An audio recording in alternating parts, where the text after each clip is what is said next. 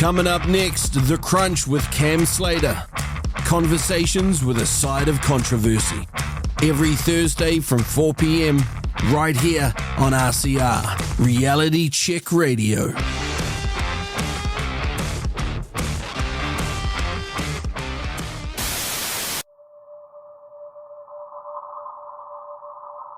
People are struggling to have conversations and connect with others that they don't completely agree with on every topic. And I think that's probably the biggest problem that we need to try and solve, is how after all this division and after all this separation do we end up bringing people together again, and what does unity really look like? New Zealand faces some pretty big issues.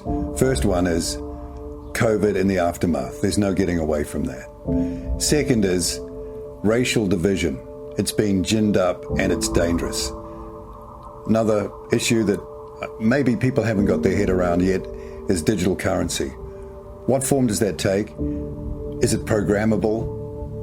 Will it be used to manipulate behaviour and patterns of behaviour?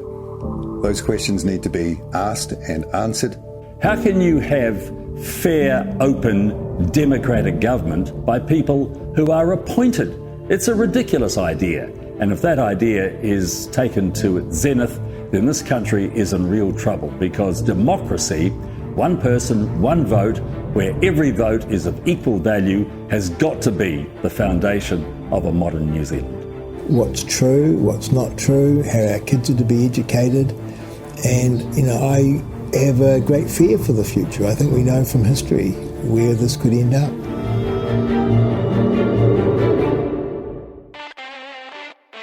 This is The Crunch with Cam Slater.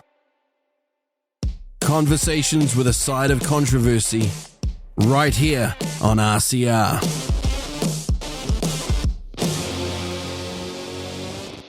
Welcome to The Crunch on Reality Check Radio. I'm your host, Cam Slater, and this is the place we crunch the political issues and cut through the politicians' spin. Well, we're back in the thick of it again this week. First up, I've got Kirsten Murfitt, and she's hot on attack against the WHO and their pandemic treaties. We'll have a wee chat about how you can all help let the government know how we think.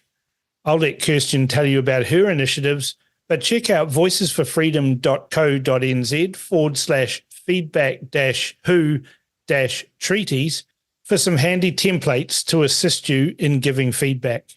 That's voicesforfreedom.co.nz/feedback-who-treaties. And then I'll chat with Maurice Williamson about what the hell is going on at Auckland Council, Auckland Transport, and about the removal of the Auckland Fuel Excise by the government.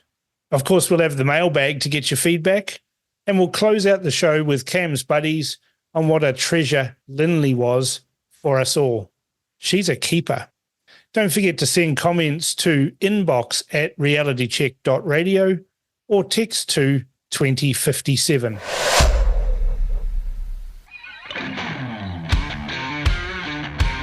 You're listening to The Crunch with Cam Slater, right here on RCR, Reality Check Radio.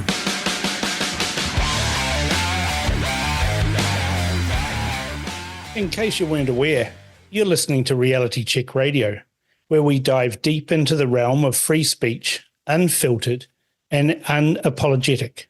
Today, I'm tackling a topic that lies at the very core of our existence here at Reality Check Radio, the absolute freedom of speech. No ifs, buts, or maybes.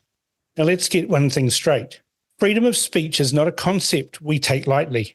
It's the cornerstone of a free and democratic society, the bedrock upon which diverse ideas flourish and conversations evolve. Here at Reality Check Radio, we embrace this principle wholeheartedly. And that means you'll hear a wide array of views and ideas, some of which you might vehemently disagree with. And that's okay. We live in a world where the echo chambers of social media and cancel culture are becoming increasingly prevalent. People seem more inclined to silence dissenting opinions rather than engage in meaningful dialogue. But that's not what we're about here. Reality Check Radio is a haven for unrestricted expression, a place where ideas clash, perspectives collide, and the power of free speech reigns supreme. You see, the beauty of absolute freedom of speech is that it doesn't come with terms and conditions. There are no asterisks, there are no fine print. It's an all-encompassing principle that allows for the exchange of ideas, no matter how uncomfortable they may be. But there's the catch. It's a two-way street. If you want to express your opinions, you must also be willing to listen to others, even those you fundamentally disagree with. Now, I know it can be challenging to hear views that challenge your own beliefs. It's human nature to seek validation and surround ourselves with like-minded individuals. But true growth and understanding comes from engaging with diverse perspectives. And that's what sets Reality Check Radio apart. Our commitment to fostering an environment where open-mindedness prevails. Let's address the elephant in the room, though, deplatforming and the culture of outrage. In recent times, we've witnessed a disturbing trend where individuals or groups attempt to silence those they disagree with by shutting them down on social media platforms or other means. Here's the thing, that goes against the very essence of free speech. The moment we start silencing voices or censoring opinions we don't agree with, we stifle the rich tapestry of ideas that make our society vibrant. Reality Check Radio stands as a bulwark against such tendencies. We won't shy away from presenting controversial viewpoints, and we won't bow to pressure to conform to this or that idea. This is a platform for the fearless, the curious, and those who value the unfiltered pursuit of truth. It's crucial to remember that freedom of speech is not about protecting popular opinions. It's about safeguarding the right to express opinions, no matter how unpopular they may be. And so when you tune in to Reality Check Radio, expect to be challenged, expect to be uncomfortable at times, but above all, expect to experience the raw, unadulterated power of free speech. In conclusion, my fellow truth seekers, let's celebrate the unbridled freedom of speech that Reality Check Radio embodies. Disagreements will happen, and that's perfectly okay. What's not okay is succumbing to the temptation of shutting down those who challenge us. Instead, let's engage in open, respectful dialogue and embrace the diversity of thought that makes our world so fascinating. If I can do it, then so can you. Thank you for joining us on Reality Check Radio, where the pursuit of truth knows no bounds. Stay curious, stay open-minded, and most importantly, stay free. We've had Kirsten Murfitt on The Crunch before. Back then we talked about her New Zealand First candidacy. This week, though, we're going to talk about the WHO's Pandemic Treaties and what she's been working on and what you can do to help. Now, don't forget, we can provide you with some templates on this by visiting voicesforfreedom.co.nz/feedback-who-treaties for some handy templates that will assist you in giving that feedback. Meanwhile, Kirsten Murfitt joins me now. Welcome back to The Crunch, Kirsten. Good to have you back. Hi, Cam. How are you? Happy New Year. Yeah, Happy New Year to you. Things are a little different now. Obviously, you didn't make it into Parliament, but you've been busy, haven't you? I've been very, very busy. So tell us what you've been up to, and then we'll discuss all of that. So as soon as the election ended and it was clear that I wasn't getting into Parliament via the list, even though I was number 2 in the top 15, which I was very proud of for my first time running, I decided to get stuck into the international health regulations. So I started a petition, and within, I think, just under 3 weeks, there was 26,000 signatures. Wow. So that was amazing timing, and I sent it to the team, but I didn't realise that Winston was actually going to take it to the negotiation table, which he did, and we managed to get the first... I was going to ask that. I was going to ask, how closely are you working still with Winston and the team at New Zealand First? I've been sending them a lot of information, but I know they're incredibly busy, so yeah. I'm here for when they're ready to reach out to me. Yeah. But we're not in direct daily conversations. Okay. Yeah. All right. No, that's cool. I mean, I've always found them very approachable. They'll take information. They might not do anything with it immediately, but it's all information and data points that they can feed into the system. So Winston put this into the negotiations and squeezed Luxon's nuts, so to speak. Well, I'm not quite sure what went on, but that's an image I can't get out of my head. So, yes, we managed to get the 1st of December amendment. It was actually rejected. There was a whole lot of debate about whether it was reserved or rejected. Under the Official Information Act, the government's come back to me and said it was rejected. Right. So that's a good clarification, because there was a lot of people saying, oh, that's weasel words, that hasn't done anything. But what you're saying is that New Zealand actually rejected in total those health regulations. No, the 1st of December amendment, which is the reduced timeframe. Ah, yes. So the timeframe is 24 months and it's been reduced to 12 months. But in New Zealand's case, because we've rejected it, it's 18 months. Right. So that's a little. So we've got more time. Yeah.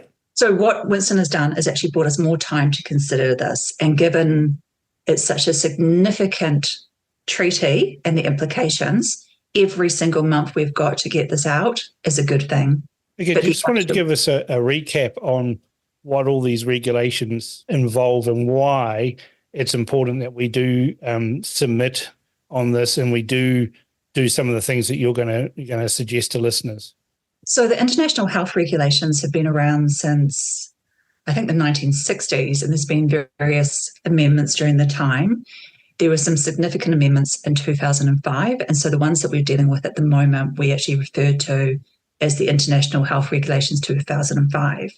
Within that, they've got Article 18, which is a very important article, and that is where the COVID-19 response from around the world stemmed from, which had the ability to do mandating, the ability to quarantine, the ability to vaccinate.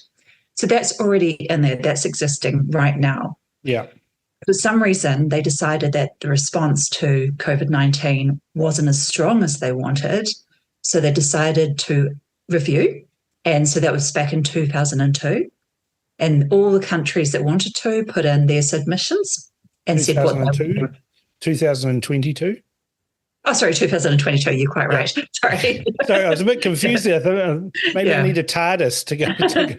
No, haven't had my coffee today. Yeah. So no, 2022. I do apologise. That's okay. So then they compiled that, and that's what we're looking at the moment. There's a public document which has compiled all the various amendments, and that's been put out publicly. So that's what we've looked at, and there's over 300 amendments. There's some new annexures, and there's some really concerning things in there. And the way that I explain it in layman's language is that we've already had a response under Article 18. So if they're going to strengthen Article 18 and bring in more, it's going to be like COVID on steroids, the next pandemic, and the hinting that there is going to be another pandemic. How they know there's going to be another pandemic, I'm not quite sure, given that they are very rare things in history. About every 100 years. Yeah, so I would hope not to see another one in my lifetime, although they're hinting that I probably will. So the things I'm really concerned about is under international law, you've got to have an intention, well, just like with the contract law, as you know, there's got to be an intention to create a legally binding document. Yeah. So quite often with treaties, they will actually say that they're not binding if they're not meant to be binding. So the current regulations actually have the word non-binding in there for the standing recommendations and the temporary recommendations. Yeah. And under the current draft that we've seen, they've removed the words non-binding. They've also put a whole lot of other stuff in there as well, which we can go through. But my biggest concern was I wrote to the ministry and said, I want to see the latest copy of the draft, because the last one was released in February 2023, so just over a year ago. And they've been working behind closed doors since that time, having secret meetings. There's been no transparency, no due process. So I asked for a copy, and I got the OIA response back on the 8th of February. And it said, a copy of the latest WHO regulations, just shorten that, is withheld in full under Section 6B(2) of the Act, as its release would prejudice information entrusted to the Government of New Zealand on a basis of confidentiality by an international organisation. But you can have the latest publicly available one, which is the old one. So how can I even do a submission if I don't know what I'm submitting on? It's farcical. There are ways around that. You can get questions of ministers, which are outside of the Official Information Act. Yeah. And that's one way to do it. And that I've found successful. But yeah, it sounds a bit sneaky and furtive, doesn't it? Especially when in their blurb on the website, they say it's a once-in-a-generation global health security reform. Just think about that for a second. A once-in-a-generation global health security reform for a significant global health agreement. But I'm not allowed to see it. You're not allowed to see it. You're not allowed to discuss it. You've got to work off that one. That's the old one. Yeah, but we're doing the public consultation tick. Well, I mean, I'm incredibly cynical about public consultation. I've seen, especially what the last government did, and in particular around firearms laws, where they had basically a week for submissions. And then if you said, I want to submit in person, it was a very limited number of people who could do that.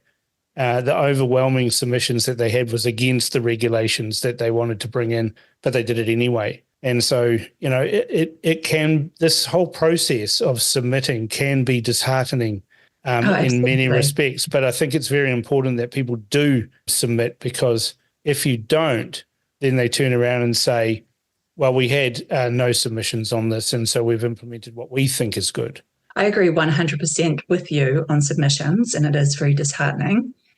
But we need to send a very strong message to the government that we see them and we see what's going on. Yeah, so, hopefully with New Zealand First in there pushing on this, we may get some actual reform around this process, seeing that submissions actually and submitters do get listened to. Yeah. But we do have to do it, and people have to take some time out. It might be 30 seconds, it might be 10 minutes, but people need to take time out and actually submit.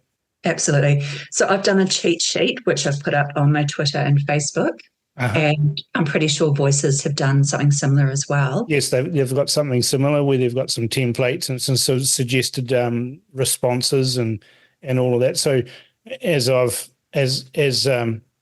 my grandmother used to say, many hands make light work. You're doing some work, Voices are doing some work, and Reality Check Radio amplifies that on both sides. Exactly. So what do you want our listeners to do? I want them, first of all, to submit a submission between now and Sunday. The submission was basically a survey that they have up. It's a little bit different to normal submissions. Mm-hmm. So I think we've got to midnight on Sunday night. Yeah.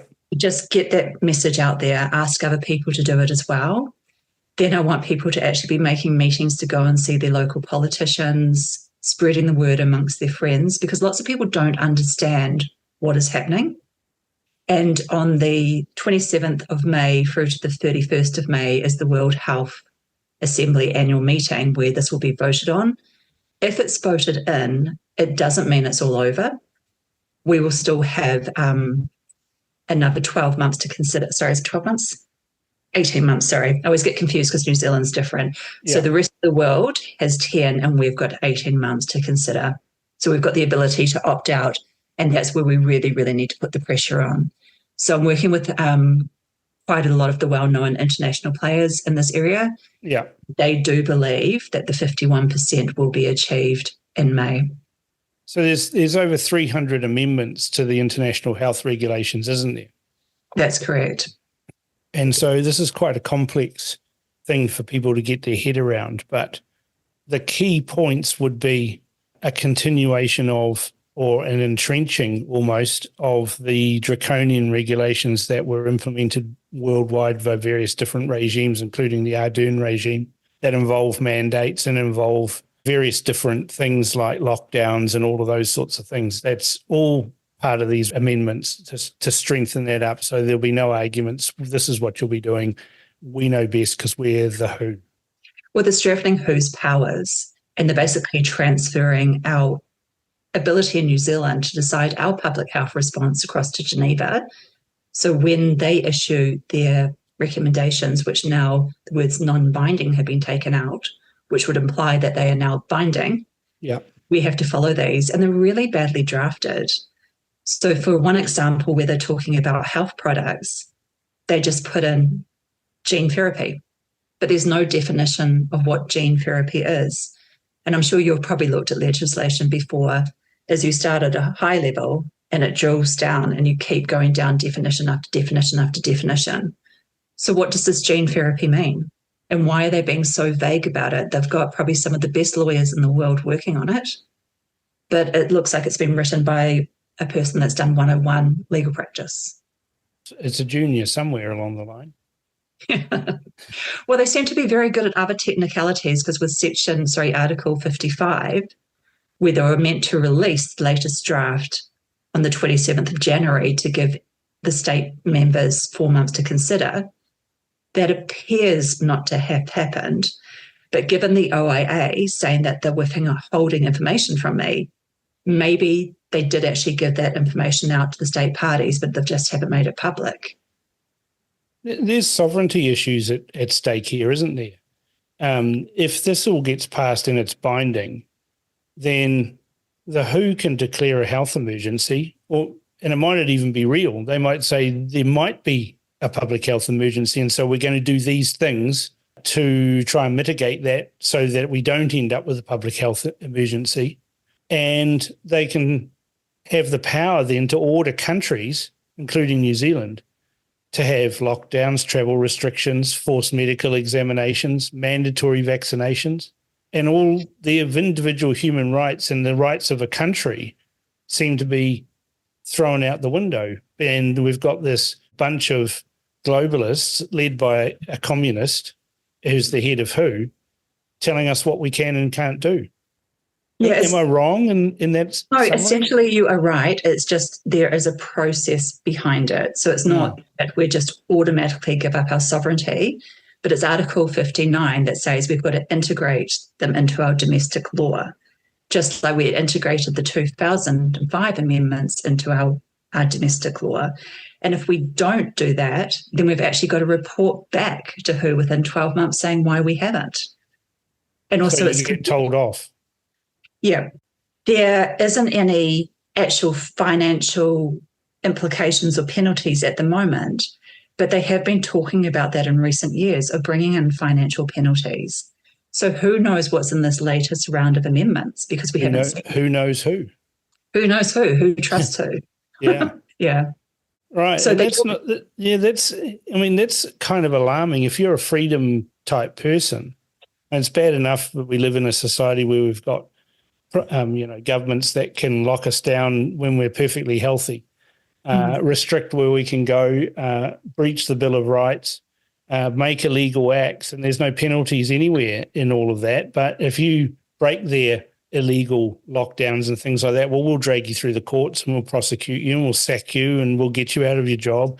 Well, this is a bit I'm really, really concerned about. So if WHO becomes the global architecture of health responses, which under the Pandemic Treaty will also include climate change, they basically own the science narrative. So that will be trickled down into the international courts and also trickle down into our domestic courts, just like it did over the mandates. We all knew that they were breaching human rights, but they were saying because the science, this is the science, and there is the one podium of truth. It had to. I mean, if we lived in a different environment, I don't think any of those court decisions would have come through.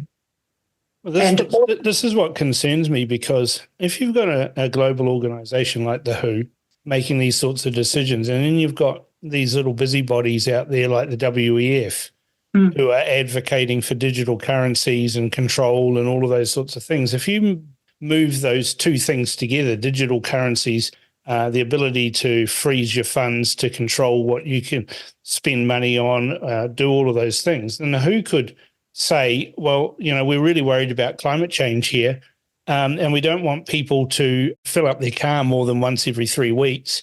So with a digital currency, we're just going to block you from using your card to pay for fuel, and you can only do it once every 3 weeks. They could do that, couldn't they? There's a real risk of that because one, in the draft that I've seen, they talk about the vaccine passports and they want them to be digital and to be on a specific platform. And if you research further, they've actually already got a contract out with a provider. So when did we get to say that? Where is this provider? Where is our information going to be held? What are the privacy implications of that? Also, as we know, if you've got a platform, you can just tack on little bits over time. So what you're saying is actually a real possibility.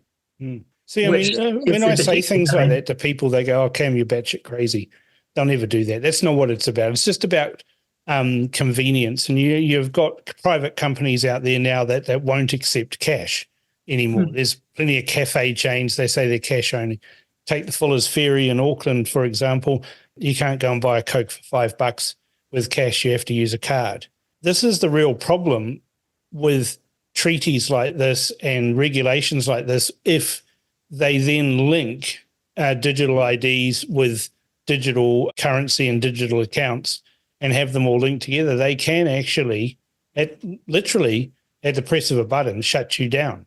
Absolutely. And I think people, even though they might say it's a conspiracy theory, look at what's happened in the last 4 years. When I did my first open letter to government, which I think was the 25th of August 2001, I spoke about the vaccine passports and I was told I was an absolute conspiracy theorist. Oh, no, we're not going to do that. Nuts. What happened a couple of months later? Well, I mean, I published on my site on the BFD, Ardern, when she said, there's been lots of rumours out there about lockdowns and they're not true unless you hear it from us, at the podium, it's not true. We need to be very mindful of things that unless you hear it from us, then it's disinformation, it's a conspiracy theory, and it's not happening. And literally within 48 hours, there was old Flappy Arms behind her desk in her office at the Beehive telling us all that what we heard 2 days ago was actually all bullshit. And she was about to lock us all down because we had one case in the whole country out of 5 million people.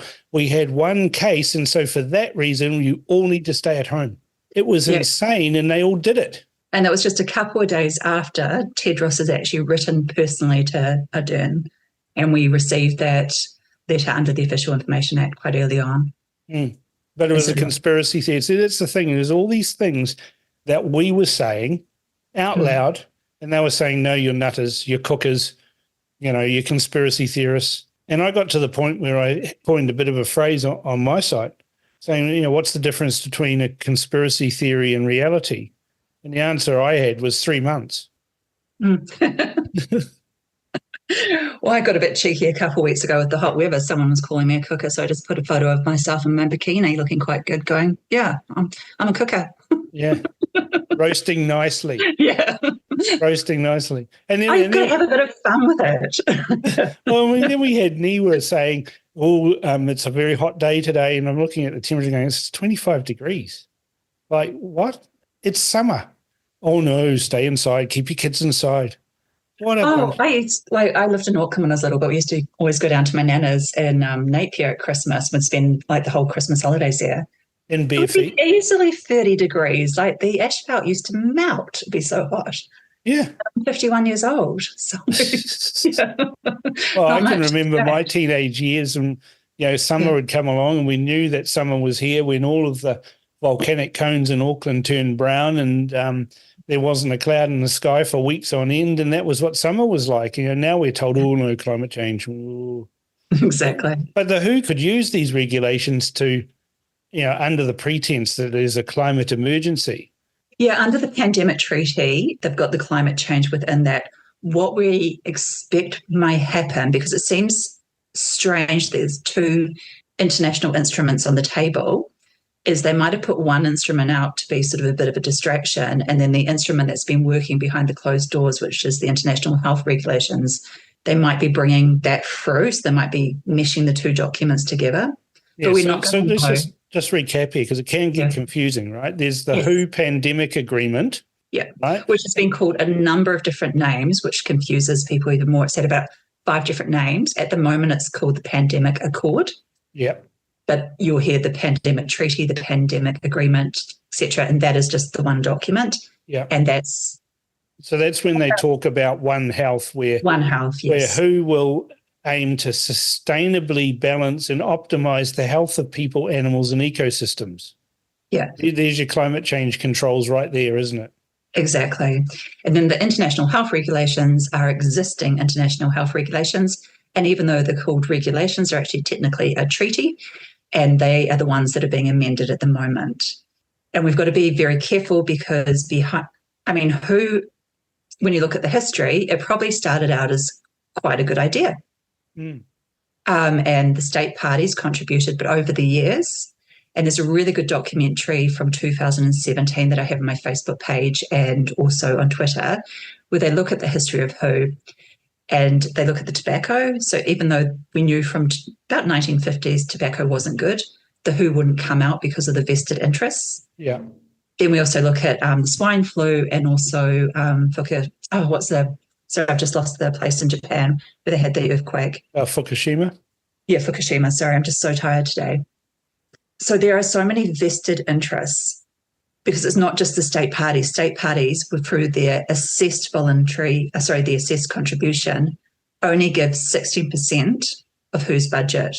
And the rest of that is made up with voluntary contributions and also vested interests such as the Bill and Melinda Gates Foundation and also Gavi, which Bill and Melinda Gates also contribute to. So there's a lot of control, and people that are giving the money, it doesn't just go into a pool and then there's a vote about how it's used. Whoever gives the money can say where the money is going to be used. And this is very concerning, given that now CEPI, which is also, if you just follow the money and all the links and all the people, is now looking at developing 100-day vaccines. So what we're looking at here is handing control essentially to the oligarchs. Pretty much, in my view. And so for a small investment within WHO, if they can direct the money to be used in the way that they want to, it can actually be a very good investment for them. See, I can see in the future we end up with another thalidomide. We've already got that. I believe that's where we're heading with, the so-called COVID vaccines. Eventually, the weight of evidence is going to crush the ability to silence people. But in the process, billions of people have poisoned themselves at the behest of politicians who know nothing and vested interests via the WHO. Well, this documentary is so interesting because it goes into politics as well and how the politicians are lobbied, for want of a nicer word. Yeah. So I would recommend everyone watch that and share it with people because it shows that we're actually not nutcases. How can you find that? How can they find that documentary? So it's on my Twitter page. I can pin it to the top and also on my Facebook page. So it's called Trust Who, and it is the second one down my page. It's actually very, very difficult to find. It was available, strangely, on TVNZ, but they took it off then just before the pandemic. Maybe it reached its shelf life. Right. So that was a documentary. It was made in 2016? Yes, that's correct. So it's Trust Who as one word. Yeah. And so if they just Google Trust Who with one word, you should be able to get information about where to watch that. It is on YouTube, but as I said, it's difficult to find. So it looks like it's on Vimeo as well. Okay, great. Yeah. So it does come up when you search. Oh, great. Yep. So Trust Who, one word, and put the word documentary after it, and you'll be able to find it. So people should watch that.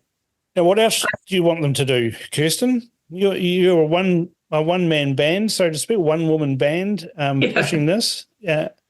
Actually, I'm not now. Yeah. So... Well, there are people in New Zealand that are helping, Voices for Freedom, obviously, but, you're out there very vocal on this. So, that's why we're talking to you. Yeah, I have been quite vocal. Yeah. I'm talking to a well-known New Zealander at the moment, and we're planning a little project. So that's being worked on in the background. So hopefully in the next couple of weeks, there will be an announcement. I'm also looking about whether we do a referendum. There's pros and cons of doing a referendum. Lots of people would love me to do a referendum of exit the WHO. The pros are, well, it would be amazing if we achieved it, but I think it's going to be hard to get a lot of New Zealanders on board with that because most New Zealanders don't understand the issues. Yeah. I need to get 10% of the voting population to sign. It's hard. So we've got just over 3.6 registered million, obviously, voters that have to get over 360,000 signatures. Yeah, or 380 or so to weed out any fake ones or anything like that. It's not easy to do. No, it's not. And then even if we got that, government doesn't have to do anything about it. So I actually think it'll be better for me to focus on the international health regulations, which seem to be going through, because we can show people without any conspiracy theories, lack of transparency, or lack of rule of law. There's been no forecasting about how much this is going to cost. And one overseas study has said that it's going to cost $124 billion per nation to implement. I think the average Joe blog on the streets can understand that. So I think it's probably going to be more successful to go on that avenue. And via doing that avenue, they will learn other information about her as well. So does this put this into perspective, right? Mm-hmm. $124 billion, most people's eyes glaze over when they hear numbers like that. But let's say we have a pallet and we have $1 million cash on that pallet. Mm-hmm. That's 124,000 pallets of cash. It's huge. Right? That's 124 pallets of $1 million lined up to get 124 billion. For a pandemic that may or may not happen, and in my lifetime have been very rare. Well, in my lifetime, there's only been one. And there's not many people who were around in 1918 for the flu pandemic. No. And again, we were told there was, all of these things was going to be terrible. All these people were going to die. And, we needed to save 80,000 people and we didn't even get close. Exactly. I was reading something from Helen Clark yesterday because I've been doing a bit of a retro thing on my Twitter. Better you than me. Yeah. And she was saying 20 people a day would die. And this is in 2022. But 20 people a day die anyway. I know. Right? This is the joke of it, right? During the pandemic, we had no deaths from influenza. Mm. When in any given year, there's normally about 500. Mm. Well, how did that happen? How did we go from 500 a year to none? Did the flu cease to exist? Of course not. Of course not. It was farcical. Mm. But they've just brainwashed so many people and indoctrinated. Like when my husband, he, as you know, he's been sick and another emergency trip last August to the hospital. It was clear he could not breathe. As he'd been diagnosed with heart failure, I knew it was his heart. Mm. The triage nurse wanted to put a mask on him. And I went, why would you put a mask on a man that can't breathe, that's got heart failure? And then they wanted to do a COVID test. I was like, no, you take this man through to emergency now. And as soon as the doctor saw him, they took him straight to resus. I had a similar experience, not as drastic, obviously. Yeah. I stood up in the middle of the night and blacked out. And on the way down, I hit the sink and covered in blood and everything. I went into the hospital, and while I was in the hospital in the emergency area, they said, "Oh, you need to put a mask on." I said, "Oh, I'm not doing that." I keeled over. I've got a problem with that. I'm pretty dehydrated. All of that. They couldn't put a line in me, so I knew that I was dehydrated because they couldn't see any veins or anything like that to stick a needle in me. And then I passed out again there, and they chucked me onto a bed, and I'm told this by somebody who was with me. And at the same time they did that while I was unconscious, they jammed a PCR thing up my nose and tested it.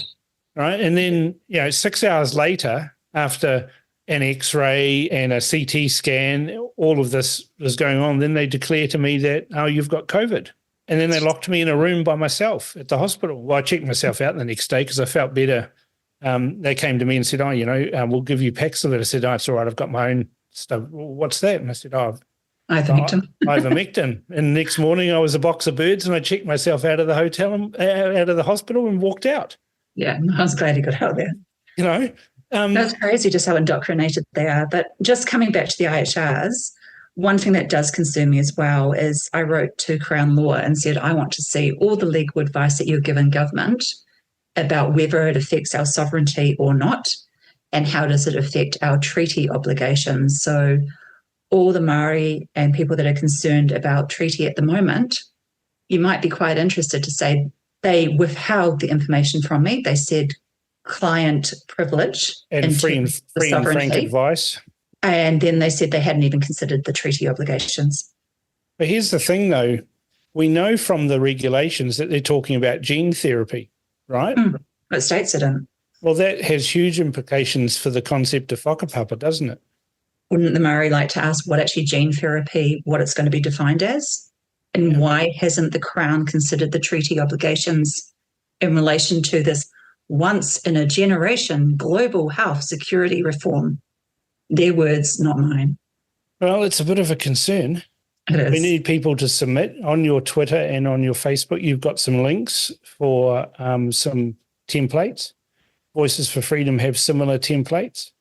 We need people between now and midnight Sunday. Was that correct? Midnight Sunday? That's correct, yes. To take some time out, fill out those submissions, get them in there, because if we don't speak up, then we could end up in a worse position than we've already experienced under the COVID tyranny of Ardern. Exactly. And I think just talking to your neighbours. Well, we weren't allowed to do that. Remember? I know. That's why I was laughing, because I did that post the other day. But just talking, but just not making it as detailed as you may know, just making it very simple for people that are newbies, like just keeping it 101 and saying, look, do you think it's right for the government to ask submissions, but they won't give us the document on the basis to submit? And I think the average Kiwi is going to say, no, that's crazy. And then you can go, well, that's actually what's happening with these international health regulations. Or do you know how much it's going to cost to implement them? And we might be signing up to something and we don't even know how much it's going to cost after the government spent all this money on COVID. Do you think that's right? Just keeping it real simple. Just get people interested and engaged. Yeah. I mean, that's the thing. I'm suspicious of governments at the best of times. I've spent a lifetime being in and around politicians. And my mother taught me to have a healthy distrust of them. Yeah. I can see a scenario here where they get all these submissions and then they turn around and say, well, people have submitted on the wrong document, and so we'll just ignore all of those. Yeah. I can honestly see some bureaucrat having that brilliant idea. I mean, there's been documentaries written about how it's not so brilliant when they've actually given it to me in writing. That's what they're doing. Yeah. Well, yeah. So I will send that to Winston tonight. I mean, there's a famous documentary, Yes Minister, which showed everybody how these guys work. Yeah. They're like conjurers. They're like people who run shell games. They get you watching the pea, and then all of a sudden the pea's gone, and you find out it was never there anyway. Exactly. They're just moving these shells around and tricking you into thinking you're engaging with them, and actually you're not. But we have to engage because that's the process. So I'm thinking, if anyone's got any brilliant marketing, I'm just a lawyer. I'm not a marketer. I don't have that creative side. Just get in touch with me because I'm going to need. We've got time, even if it does get passed in May, we've still got time. We don't need to panic completely, but we need to raise public awareness very quickly. Yep. So some person might better help me do a website. Some person might have some great slogan. Someone might want to make T-shirts. I don't care. Like, I'm not doing this for money at all. I don't want anything out of it. I just want to raise public awareness. Right. Well, there's plenty of listeners to this show that will be appreciative of your efforts. Thank you. And I'm sure we can. There'll be people out there that will offer their time and skills. There's plenty of people that I know who listen to the show that have got the ability to build websites and do that sort of thing. Graphic artists come up with snappy designs. Little handouts that with bullet points that people can use to talk to their neighbours or talk to people. That would be amazing. Like, I can help with the wording and then they can turn it into layman's wording. Yeah. That's the important thing. Like, this can get really bogged down in technical details, legalese, health jargon, all of that sort of thing. We actually need to keep it real and keep it simple so people can understand. Exactly. And, the bottom line is that this appears to be a power grab by the WHO and vested interests who fund the WHO to wrest control away from ordinary citizens and their governments. Exactly. And what I always say is, if we don't transfer our decision-making across there, we can still follow their recommendations, but we get to choose whether we follow them or not, or whether we want a different approach. We're an island. Like, we're not dangerous to anyone. We can close our borders in a real pandemic if we needed to. Very easily. Yeah. No one can land their planes and no one can land their boats. Yeah. We've so got no Maldives and no James Cameron. See, this is the thing that I sit here thinking, do we need to do something about this? Because I look at the United States, for example, and people think, the United States will agree to this. Well, they actually can't agree to it. They might agree to it at a federal level, but they can't actually force the individual states. And this is what people don't understand about the United States. Each one of those states, whether it's California or Idaho or Texas or New Mexico, are actually individual countries by law who have created a federal level above their country to say, well, we're going to work together as a team, and we're going to have a federal government over the top of that, but you can't tell us what to do. We'll pass our own laws. Thank you very much. Which is why you saw Florida having no lockdowns, why you saw Texas having no lockdowns, and ironically having the lowest incidences of COVID at the same time.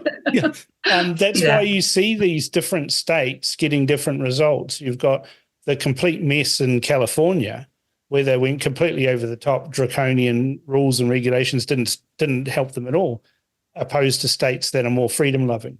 And so I have this hope, and hopium is a really bad thing to be addicted to, but I have this hope that it'll be the United States that says to the WHO, we're not having a bar of that. And if we get an election, we've got an election this year in the United States, we could see a change of president. I can't see Donald Trump signing up to the WHO. I can see him, given that he tried to get out of the WHO. Yeah, exactly. So I have this hope, and it might be a forlorn hope, but it's hope nonetheless, that it'll be the United States that puts the handbrake on a lot of this stuff. Yeah. We've got a couple of MPs in Britain, some in Ireland, some in Australia speaking out. Come on, New Zealand. Yeah. We've had a change of government. We had a change of government. We don't want this draconian control. We rejected that comprehensively at the election. Yeah. So we should be rejecting this as well. Exactly. So just get the word out. If you've got any skills that can help me, get in contact. But please don't contact me just because you've got a video to send me. Yeah, you've probably already seen it. Yeah, and I've probably already received it about 20 or 30 times. Yeah. So what you expect, I understand that it is great people to do that. But I am working for free on this and also have a life and have a business to run as well. So I do need to use my time wisely. Well, it's been a pleasure having you on the Crunch again, Kirsten. We'll have to touch base again on the progress on this because it's an issue that interests me from a freedom perspective. Cool. I'll let you know when we've got a big announcement to make soon. All right. Well, you're welcome on my show anytime. Great. Thanks, Cam. Thanks. See ya. Bye. Kirsten is working very hard on this, and her work is complementary to the work Voices for Freedom are doing on this issue as well. Many hands make light work, and we can all do our part. Tell me your thoughts on what Kirsten had to say by emailing inbox@realitycheck.radio or text to 2057. Our text machine is now live. Send us your thoughts by texting your message to 2057. That's 2057. So get in touch with us now.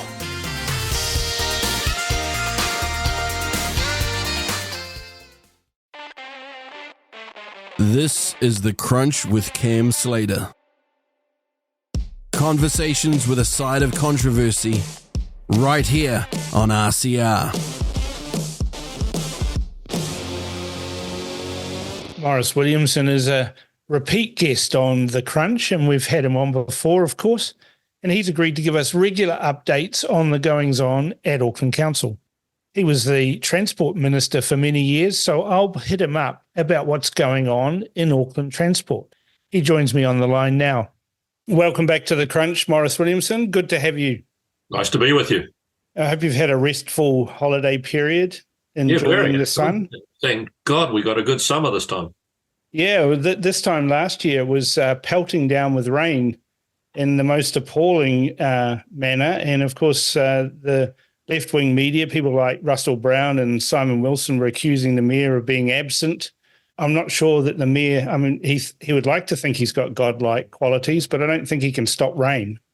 No, there are a few people who've tried along the way and failed. I do worry about the entire issue of climate change, because there are people who say, and Marama Davidson has said it, if the Greens policy was enacted, we would be able to solve climate change.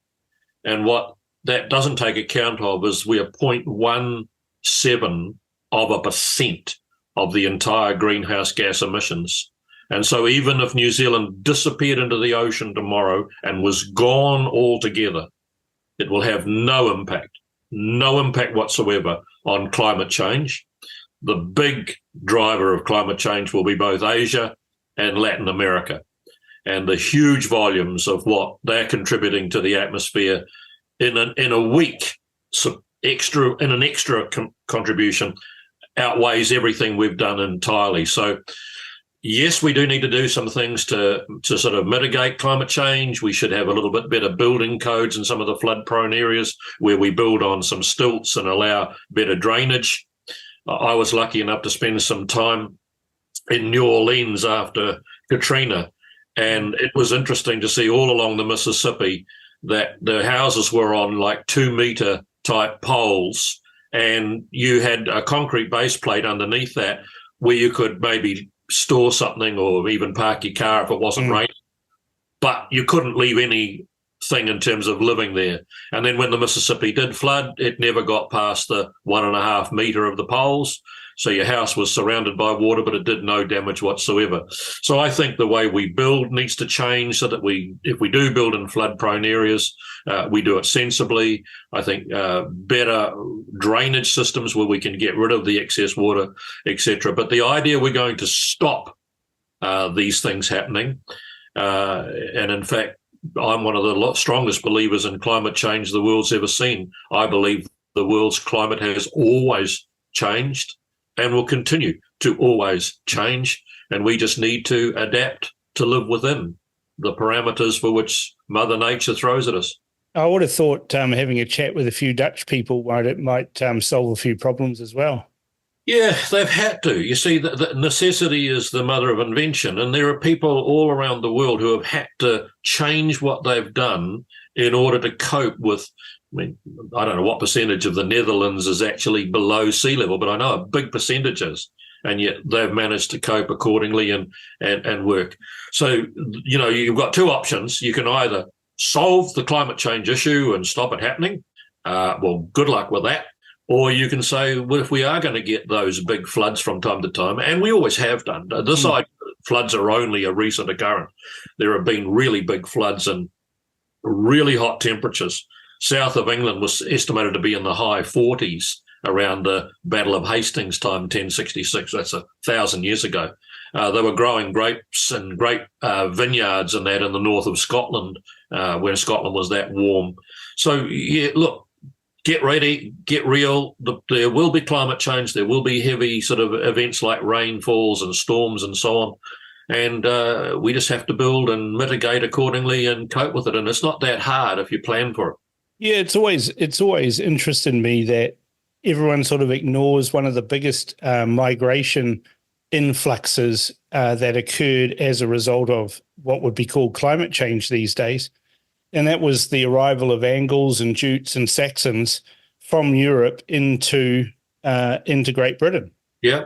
And they were driven out by floods and rising rivers and low-lying areas in Jutland and places like that. That's where they got their names from. So they all migrated, and that was well before 1066 when the Normans rocked up and gave them a lesson in warfare. Yep. Well, one of the things, if you go to Hastings, there's a plaque there, I was reading it, and it said one of the things that brought down William the Conqueror's soldiers more rapidly than malnourishment and dysentery, which always used to be the biggest killer of soldiers, or bows and arrows and swords, which was second. They were falling in the battlefield from heat exhaustion, because wearing a suit of armour in a 48-degree temperature, you literally can only swing a bloody broadsword for a few minutes before you fall. Yeah, you put on a wool padded gambas on, and then put 5 or 6 kilos of steel chainmail over the top of that and an iron helmet. You're going to get a bit hot, aren't you? Go into a sauna and try running around for a while. Anyway, so that's one of the things that Auckland's got to face. We've got to start not the extreme of let's ban building in any flood-prone areas, because in that case it's just about we're all flood-prone at some point, somewhere. What we've got to do is say what are the likelihoods of flooding in specific zones, and what do we need to change the building code so that buildings can still be built there and used there, and for the vast bulk of time successfully used there. But when the one in, whatever 100 years or whatever occurs, we cope. It copes, it functions, it drains. They don't get the water into the living part of the property and so on. Can be done. It's done elsewhere, as you pointed out, Holland. And I was impressed as hell along that Mississippi riverbank of what they'd done after Katrina. A good mate of mine who was born in Fiji like me, his father was the Suva City Council chief engineer, and he was responsible for putting in these massive stormwater drains around Suva, and you can still see them today. They're almost like the ones in Singapore. Right. And I wonder if our civil engineers in Auckland City aren't up with the play that Auckland's actually a subtropical city, and perhaps we should have monsoon-style drainage systems. I think there's no doubt. And remember, stormwater is not a water care issue. They're there for clean water and sewerage and other. Stormwater is more a roading issue. When you're building your roading network, putting proper culverts and proper, relief ability. In LA, they've got a thing called the Los Angeles River, which I was amazed, because if you go down to it, it's not even mostly dry. It's actually concrete. It's actually not bloody. It's wide as you can't. It's wide as one of the freeways, and it's just solid concrete in a big U shape. And it's there to get all the water out of LA whenever they get. And they hardly ever get rain. I was there for several years, and I think it rained about 4 times. But when it does rain, it pours. In fact, there's a really good Albert Hammond song, "Seems It Never Rains in California," but when it does, it pours. And when you get these torrential rains, they've got the infrastructure to cope with getting it out of the place. Yeah, a lot of Auckland's infrastructure, particularly on the isthmus, is clapped out and, over 100 years old in many places, and not designed for all the additional infill housing and the additional roads and everything else that's putting all that stormwater through the system. Yes, it's one of the things councils needing to be aware of all the time. You can't just keep adding a burden to the load and not have some relief mechanism to be able to take it away. And so we have built a lot of houses, and we've got a lot of people living in a city, even though we're spread out across a big piece of land, but we haven't kept the infrastructure up to date. And this goes back, decades, or more than decades. It's not just the latest council or the one before it. Oh, it's intergenerational. The council has been. We could even put it back to the mid 1980s when Michael Bassett's reforms gave general competence to the councils. It's at that point that councils started to account for things like depreciation. Depreciation's there for a reason. It's there to fund further capital upgrades, but unfortunately, various politicians from both sides of the spectrum have raided the depreciation to spend it on frivolities. Absolutely. Just going back to Bassett's reforms, because I was in Parliament at the time in 1989, what was hilarious was we were taking, I think, and I won't get this exactly right, but I think there were 34 local bodies in Auckland.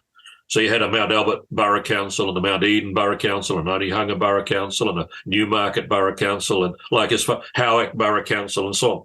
And some of the quotes, I kept them. The mayor of Newmarket at the time said, If we're forced to join with Auckland City Council, as they were, then this will be the end of Newmarket. It's over. Still there. Well, you look at what's flourishing and booming right now and look at what's dead as a dodo. Downtown Auckland is shocking, just shocking. And Newmarket is literally try to get a car park, try to get around. It is exploding. So I think he got it wrong. Might be, yeah. Mm.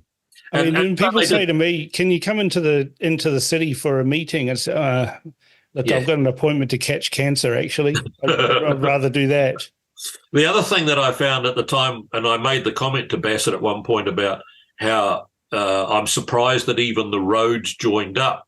And one of his officials pointed out to me, if you took down Dominion Road and down Sandringham Road, a number of the cross streets, like say Burnley Terrace, which run between Mount Albert and Mount Eden Borough Council, if you're driving along the straight Burnley Terrace, halfway along there's a little dog leg, only about 5 or 6 metres wide, just does a little S and carries on.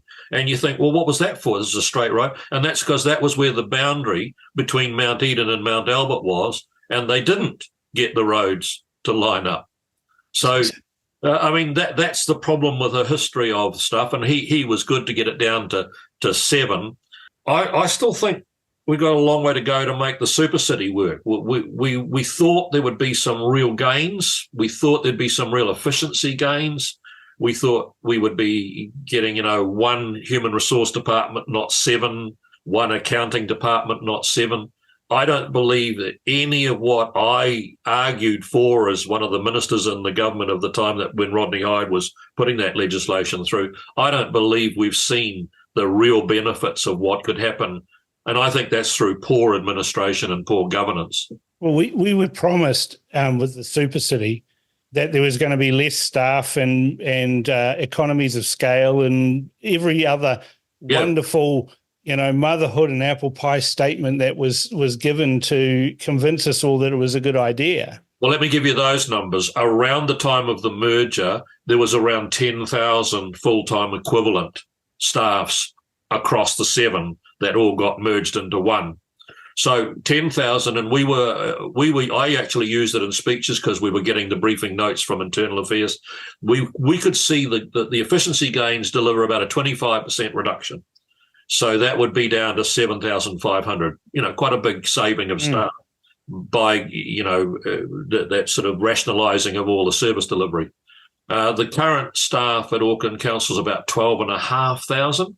So that's a 25% increase, and yet we had promised a 25% decrease. So the gains haven't come. In real terms, the expenditure is exploding. We've got 13 billion of debt on the books. I always say to an audience, 13,000 million. So if you had a big pile of $1 million and just kept walking down the road, 13,000 piles of those $1 million piles. So we have got to stop spending money we haven't. It's the only reason I actually stood for council. I wasn't that fussed about being a councillor, and I certainly don't think it's a job I want to do for long. But I want to try and break the back of that spending monster that just keeps consuming money and spending it.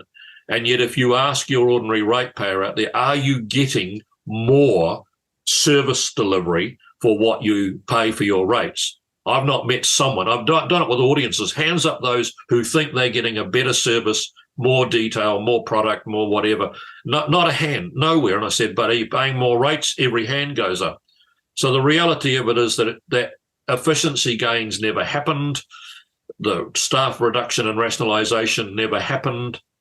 And it's time we try to go back and revisit that whole super city concept. I'm still a fan of it, but I would really like to know there were some really strict criteria about how money was spent and what debt could be accumulated. Yeah, it seems to be a problem with politicians generally, and you being a former or current politician. We've been promised these massive projects basically filled with hopium, highly addictive. We're going to get these amazing outcomes. The super cities one, Max Bradford's electricity reforms would be another.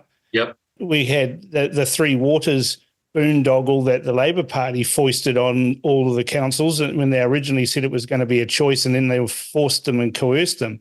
Just the other day, Christopher Luxon and Simeon Brown announced that Three Waters is getting axed, and they've got some other name for it. It's, I don't know who was hired to do their slogans. I think it was somebody in the local kindergarten to do it. But water reform done right, or something gay like that, it doesn't make sense. What's your thoughts on what was released by Christopher Luxon and Simeon Brown? I'm actually quite keen. I don't think the slogan's great. I agree with that. But I think it's quite a good idea, because the first question that I always have is, name me a country anywhere where they have fixed their water issue by involving race, putting half of a particular race onto governing bodies and boards. Show me where that's made a difference. And of course, that whole co-governance was what brought down the Three Waters, because most people lost focus with what Three Waters was supposed to be about and got really angry about why, as a certain group of our citizens, getting the right to control and govern a particular vital asset to the way we live and work and operate. And so Three Waters got brought down by that whole co-governance more than anything else. But I do quite like the idea of putting a blowtorch back onto councils in terms of how they actually, and you hit the nail on the head before with regards to depreciation. It's the cheapest way to get through good budgets is just don't fund your depreciation. But the day of reckoning comes, and we have just never funded depreciation on so much of the asset base and asset class that councils across the country have got. So the day of reckoning has to come, and the government mustn't be the banker of last resort, oh, we'll bail you out. But local government in particular has got to find more intelligent ways. I don't believe that some of the councils we've got should ever exist as small as they are. And I think a little bit of, a merging of some of those rural and small councils. And you can do that by getting a council-controlled organisation together and letting them run the water operation. And so I think the government's put the ball back in their court, which is the way to go, and then said, come back with structures and funding and proposals, and only then will we necessarily have to either get into loan guarantee systems or even taxpayers' money. See, Auckland's kind of lucky in that regard. It's already got water care. So it seems to be a logical, that's already a council-controlled organisation that could fit into that framework. Other councils obviously don't have that and would need to come up with something similar to that. Well, the other thing that Auckland's got, which I think we should be pleased with, is we've got metering. And when I see big cities around this country that don't have any idea of how much water you use. Or even little ones like Wellington. But I mean, we here where I live, we use a lot of water because we've got a swimming pool, and it requires a lot of topping up when the sun's beating down and the water's warm and evaporation. We should pay more than someone, the lady next door who's a pensioner and doesn't use very much water at all. But the idea of that you can have a city like Wellington and not know what usage is going on. Imagine everything. Imagine your electricity. Imagine if you paid an electricity bill as an average for the suburb rather than what you use. Yeah, the guy with the Tesla down the road's getting subsidised by everybody else. So I think that the new government has also made it clear. They've said they won't make it mandatory, but I think they've made it pretty clear that one of the solution parts to this getting tidied is to actually know what usage is going on and to actually start making people pay. There's a really other good element to that. It actually makes the council carry a lot of the cost itself for the leakage and the wastage, because you put charging on those who are using it through their meters. But 43% of Wellington's water is lost through leakage. Boy, if you knew that you were having to pick up the tab for 43% of that and not the people that you're trying to charge, you'd soon get people out there with a bit of duct tape getting those pipes tied up. Well, that's the thing. There's the old business adage, what gets measured gets done. Correct. And Wellington, I can remember living in Wellington, visiting you in Parliament at the time. In my younger days. And I can remember there was a massive outcry when Wellington Council suggested that we're going to have water meters, and there were people marching in the street and protesting. Well, they're reaping that benefit right now with the water actually pouring down the gutters on a daily basis. There's another good business adage which says if you can't measure it, you can't manage it. And if you don't know what it is, if you just don't know what is Mrs. Jones next door using compared to the Williamsons with their swimming pool and teenagers who take 12-hour showers, you go, you should pay for your usage. And it's the same when you're driving on the roads. You pay for your usage through your fuel tax or road user charges. And it's the same for a whole range of things you consume. If you want to fly on an aeroplane to go to to go to Hamilton, it's a lot less than if you're going to London because of the volume of fuel that you're using and so on. So I don't understand how we can not. I mean, I probably live with very small little communities where you can just average it out and say, oh, you will all. But a city like Wellington, for God's sake, how they've not had metering for so long and the wastage. So we'll see. But I actually think Watercare's been well run. I had a lot of respect for some of the directors and managers. Mark Ford did a damn good job of running Watercare when it was first set up. And it's a shame that we don't have Mark around because I thought he did a hell of a good job. Talking about road user charges, there's a little bit of a diversion here. I see the people with electric vehicles who've been basically bludgeoning off the rest of road users for quite some time are not looking quite so smug now because the government said, right, we're going to actually start charging for road user charges. And we've got articles and stuff and various other woke womble type publications where they're comparing a Tesla with, a Toyota Corolla and saying, well, Toyota Corolla's only got this much road user charges and it's in their petrol, whereas a Tesla is going to have the same as a 2.5 ton ute. And they're sitting there going, this isn't fair. And it seems to have escaped them that a Tesla weighs as much as a ute. Yes. Like they're enormously heavy vehicles, electric vehicles. I think it's a very outdated mode to try and charge for the usage of a piece of tarmac based on fuel being put into a tank of a vehicle. What you should be paying for is distance travelled and weight. Yeah. And if you've got a heavy vehicle, the cost is more than a really feather light vehicle. And if you're doing thousands of kilometres, you should be paying thousands of kilometres use. And if you're only doing 20 or 30 a month, like the little lady next door who wants to go down to the supermarket once a week. So I think the idea of an excise tax at the pump, and remember, I was Transport Minister for a bloody long time, I could see a day coming, I always said this in speeches, when you'll have hydrogen fuel cells. You'll possibly even have panels on the sort of roof of cars where solar will be efficient enough to keep the batteries running. And you will have just a myriad of different fuel cell to run the vehicle. You cannot charge any other way than for a road user charge. Yeah. Your weight and the distance that you travel. I've got a diesel car.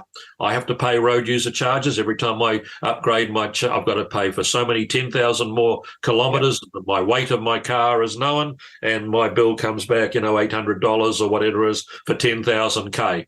That's what all vehicles. So it should not matter whether you're a hybrid or whether you're electricity or a hydrogen fuel cell or whether you've even got some bloody big rubber bands and you wind them up and let your car race down the road. It should be based on distance travelled and weight of vehicle. And the same goes for cycleways. That should be charged as well. Yeah, well, there's not enough cyclists using them to pay for it. I was going to say the poor guy that goes down it every day will be paying $500,000 because you've got me onto a subject which we probably best not to go to. I'm just so cross at the way we have taken away lanes of road in order to cope for cycleways. And the best example would be around Lagoon Drive on the Waipuna Lake. I argued back with AT when they were proposing to take away one lane either way. It is already absolutely locked, blocked and stopped around there in the morning and at night. If you do that, you will literally create traffic chaos. And I said, so if you want to build a busway, go out onto the lake, put a concrete bridge out there and put extra lanes, but don't take away. Well, they didn't listen. They told me I was wrong. It wouldn't have any impact. And if any of your listeners are struggling to try and come down the Ellerslie-Panmure Highway and get around Lagoon Drive onto the Pakuranga Highway at time of the end of work day or early in the morning the other way, it is just hell. It is just locked, blocked, stopped, cars backed up. I was coming down the Ellerslie-Panmure Highway the other day, got to the intersection with Lunn Avenue. There's a gas station there, and at Lunn Avenue comes in from your left. I looked at my GPS, and it said 47 minutes to my home here in Pakuranga. It's ridiculous. But you go past the beautiful, big, wide-as, gold-plated cycleway, and Councillor Sharon Stewart and I often travel in the same car, and whoever's the passenger, we make notes about how many cyclists we have ever seen on that cycleway. And on many days, even though it's taking us a long time to crawl along that road, we don't see one cyclist. Yeah, it's just ridiculous. Well, it's the priorities that were set by the previous Labor government, and I do have some sympathy with AT, and that is if they're going to get their funding for things from the government, they've got to comply with what the government's direction are. That's why I'm really hopeful that when the new Minister of Transport, Simeon Brown, puts out the government policy statement in a few weeks' time, that a whole lot of that ridiculous requirement for speed bumps and for pedestrian crossings costing $500,000 and so on, that'll all just come out. I want to just take you back a bit. When I first got to be Minister of Transport, it became quite clear from my briefing notes that you could actually invoke a safety regime to whatever extent you wished. And the most extreme would be, and I actually said it in a speech once, I think, to the AA, I could actually reduce our road toll to zero, like that. I would make the speed limit 10 kilometres an hour. I would make it only self-laying track vehicles, so you wouldn't have wheels and tyres, and there would not be a single human being killed on our roads. The economy would be bankrupt by the end of that week, and the World Bank would have to bail us out. But I would be able to go to world forums and say, see, I promised you New Zealand is first in the world to not have anyone die on our roads. That's how ridiculous and extreme could be. So what you have to do with road safety is have safety at reasonable cost. That was the mantra that I drove into people. And Mayor Wayne Brown, I appointed him to be the chairman of the Land Transport Safety Authority while I was minister. And he said, I remember being berated by you for about half an hour in your office the day I started. I want to make sure that it's safety at reasonable cost. People will die on our roads. I think it's tragic, and every death is tragic. But if you try to get it to the point where we have zero, like the previous government with their big red zeros, you will literally just spend fortunes of money for no real gain, because the road toll didn't actually come down with all they were doing. And the inconvenience to road users, the delay in traffic movement, and the cost of, I mean, when Genie and Homes or whatever it was came out with we can build a 3-bedroom home with a walk-in pantry, kitchen, and a 2-car garage for less than Auckland is building a speed bump, you think something's wrong here. So hopefully AT have learnt, although I see the latest announcement, they're going to head with more and more of these stupid things. When the government policy statement comes out, they'll not be able to hide behind that excuse anymore. Well, we have to do it because the central government is giving us that directive. And the ads on the road to zero made me just so angry. Yes, we want the road toll to come down. And one of the things... It's never going to get to zero. It was such a stupid statement. Yeah, it's never going to get to zero. I mean, I'm just looking at a chart for the road toll fatalities in New Zealand. Yes. And there's this big fuss made about 300 and something, high 300s of the road toll every year at the moment. But people are unaware that in about 1972, we had our highest ever road toll. About 870, 870, something like that. Yeah. And then between 1972 and about 1987, it sort of went down a little bit to about 570, but back up to 800 again in 87. But every year since then, it has been a downward slope. Yep. Because we've had increases in technology, we've had airbags, we've got side intrusion beams, we've got the compulsory seat belts. All of these measures have had no impact. There's no roading impact on that at all, and yet we've got AT that's got this directive to try and get to zero by some stupid date that's actually impossible with a growing population. Well, but the councils around the country, I've been in Hamilton a lot recently because my mum was in Waikato Hospital until she died, and I've been living in Hamilton. And they've gone in what they call in-lane bus stops. So they've built these special things where the bus just stops and the traffic backs up, and there are cars coming around the corner thinking it's a free road to come around the corner on, and suddenly, whoa, straight. And you talk to local Hamiltonians and they just say, this is madness. This is absolute madness, and I think there's a by-election going on in Hamilton now for one of the council seats, and the previous national MP there, Tim McIndoe, standing. He said he's standing on a let's get rid of the in-lane buses and let's get rid of the speed bumps and all the pedestrian crossings with raised. And he said the support that people are expressing for, thank God there's some common sense. Now, I don't blame the council if the central government say, if you're going to get the funding you want, then this is what you have to do. But the road to zero made no sense whatsoever. Every activity human beings are involved in, every activity, including flying aeroplanes and whatever. There are people who drown in the bath every year.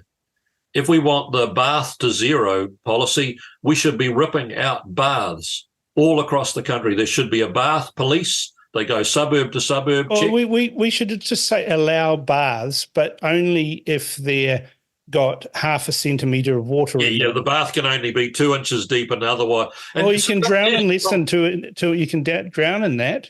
So, we've got to make it so you can't drown in it. So let's make the baths, almost like a shower tray. So that's how silly it gets. Look, as I said, every death's a tragedy and so on. But the fact is that transport is the greatest enabler of economic growth. It gets our food to all the distribution centres, and we eat well and live well now compared to previous generations. It allows for us to participate in entertainment and holidays and so on that we never used to be able to. It allows for all of what our new society wants.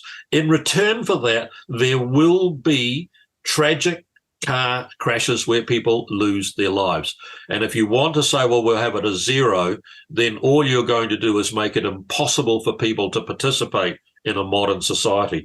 So I'm really pleased that the big red zeros that Michael Wood spent 10 grand each on, those red zeros, have been shoved in the cupboard down at the Ministry of Transport and locked away, and that it will be safety at reasonable cost.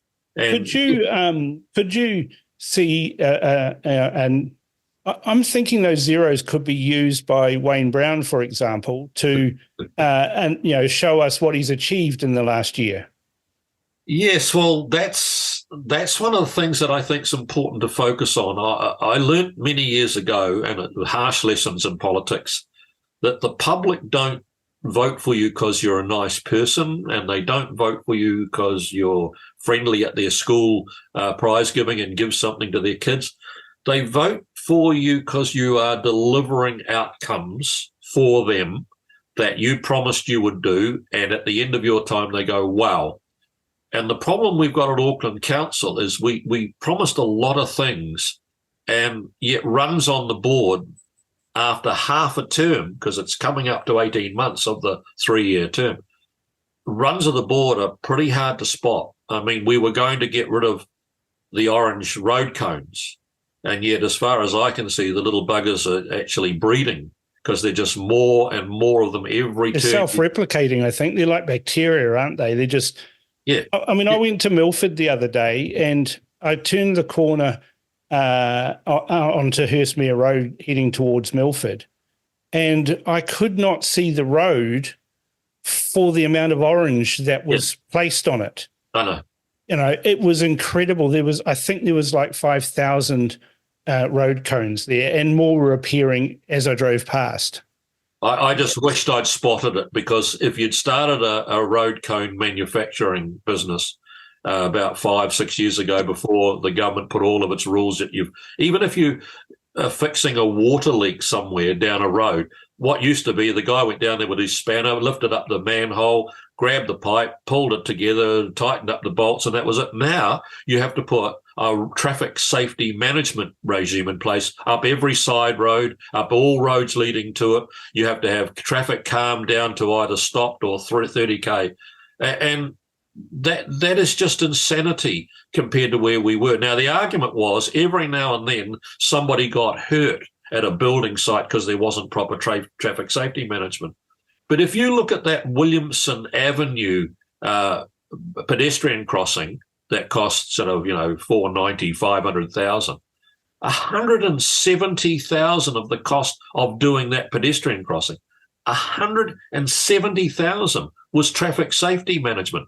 That is getting all the orange cones, putting them all out, paying for whatever. I guess they lease them by the day or whatever, and paying for all of that while you're putting down a pedestrian crossing. In the old days, you might have put one sign up either way, beware pedestrian crossing, being painted, and cars slowed down and took accordingly.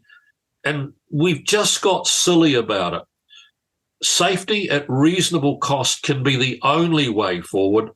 There'll always be a death associated with it. In fact, I did a speech at high school and I won the speech contest with it. I didn't know you went to high school, Maurice. I didn't go for long.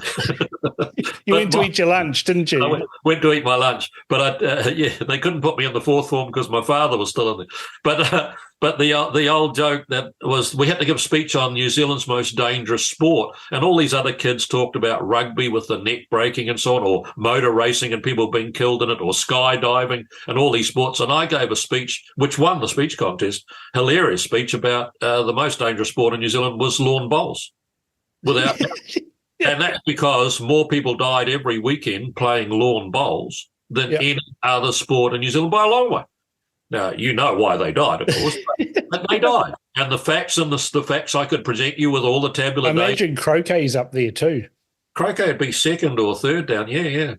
I think the word croquet is not a good word. But croquet. But lawn bowls was definitely the most dangerous sport. And if you looked at those numbers without knowing what it was and looked at how many people are dying, you'd be saying, right, we've got to ban this. Imagine indoor bowls is probably just as bad, just as dangerous. Go out, close all the lawn bowl companies down, shut them all down, because look at how many people are dying every week. Road to zero. We don't want any lawn bowls deaths. And that's your problem with the road to zero. It's a lovely idea. I wish no one died. Well, the only way you can have that is we have no activity on the roading network at all, in which case you will actually have no one die, but would be bankrupt by Friday. I see on Tuesday morning there's an article in the Herald talking about AT and how in Point Chev they're building some phenomenal number of these raised platforms. I'm just going to try and find it now. I think it's 26. Yeah, I saw the email come in before. It's a large number. I don't remember.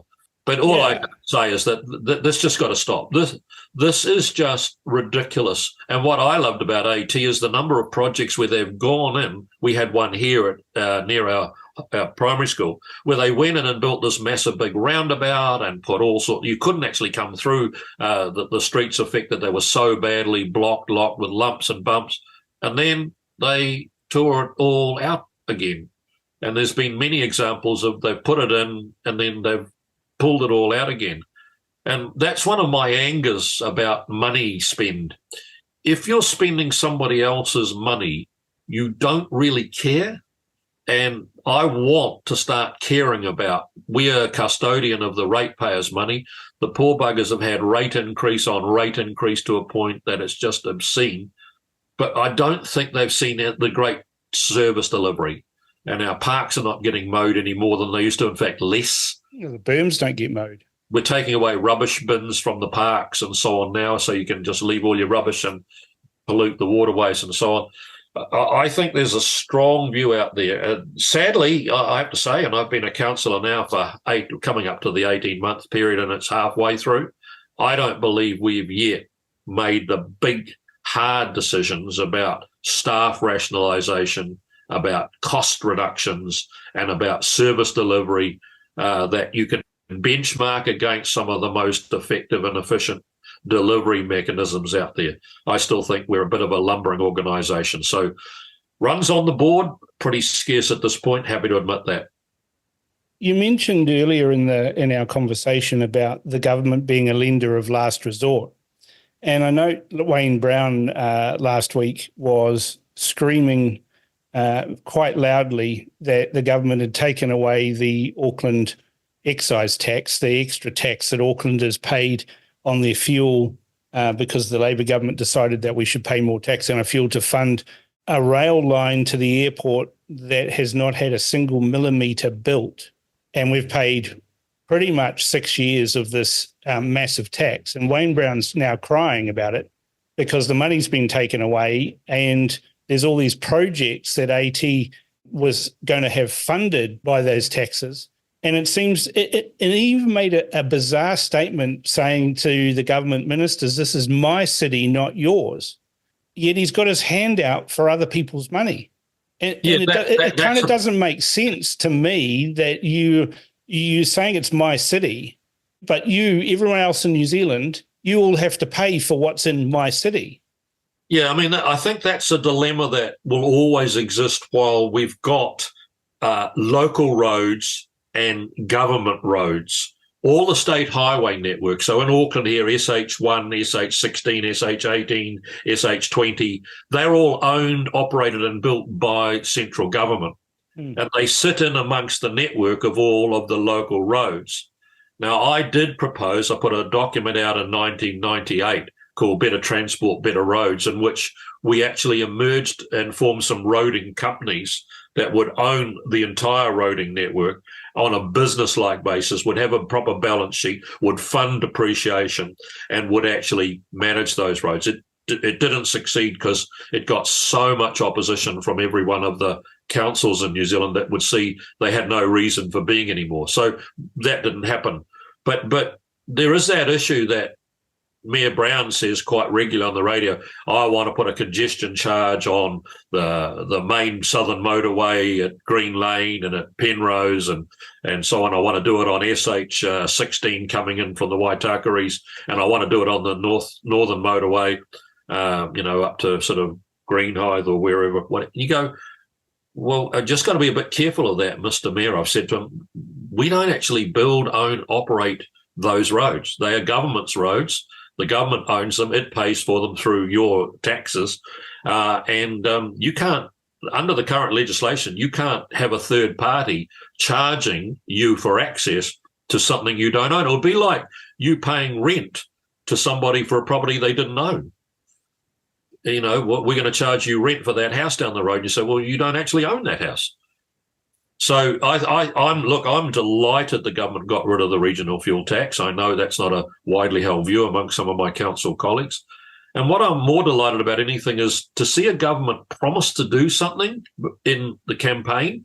If you vote for us, we will do this. And Auckland's vote is really worth doing some analysis on. I've got the breakdown of the party vote for what is called Auckland, and that is the 23 electorates, 22 general and 1 Maori. That is Auckland Council. And then I've got the breakdown of what's not Auckland. And listen to this. National got a 38% party vote across the country. It got 45% party vote in Auckland and 35 non-Auckland. So a huge percentage difference. That's 10 percentage points is massive. It is massive. So the people of Auckland voted. We like this policy. We like what you're saying. We're voting for you. And they even voted Michael Wood out of his electorate in Roscoe. And the road to zero. And other Labor members got voted out.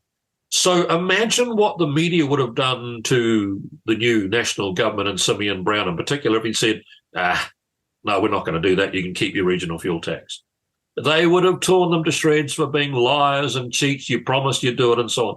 But when they did do it, and a refreshing change to see a government actually do what it said it would and promise the voters it would, how refreshing is that? It's a dangerous precedent. I hope it doesn't catch on.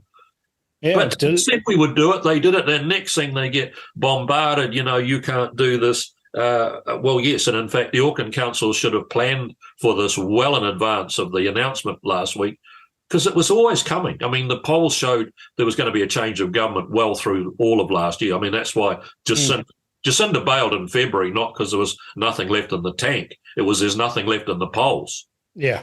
And so we knew there would be a change of government, whether it would be a national government or a national enact government or a national act in New Zealand first, whatever it was going to be. It was going to be a change. So any council putting its budget together last year with political eyes on it, and I argued it at the time, you're going to have to know that these guys, if they get elected, will stick to their promise. They promised to get rid of the regional fuel tax. TVNZ must have hated it, but they went out and did a vox pop of people at the petrol station the night it was all announced. They couldn't find one person that was opposed. They said, oh, this is great, love this. And I kept thinking, they must be trying to find someone for an hour. You must hate it. No, it's good. Okay, well, what about you? You don't like it? So they ended up with 5 or 6 or 7 people, and everyone said, oh, I'm pleased, it's a great idea. Good news. So we have to cut our cloth accordingly. And what I think we as a council have to say is, right, it's clear we don't get that money anymore. We've got to cut our spending cloth accordingly. And if that means cancelling those projects that AT's, well acknowledged are gilt-edged, in fact, they're probably hammering the gold on to each of those things that they're doing on a daily basis. They have to go. And let's stop building cycleways that are not used.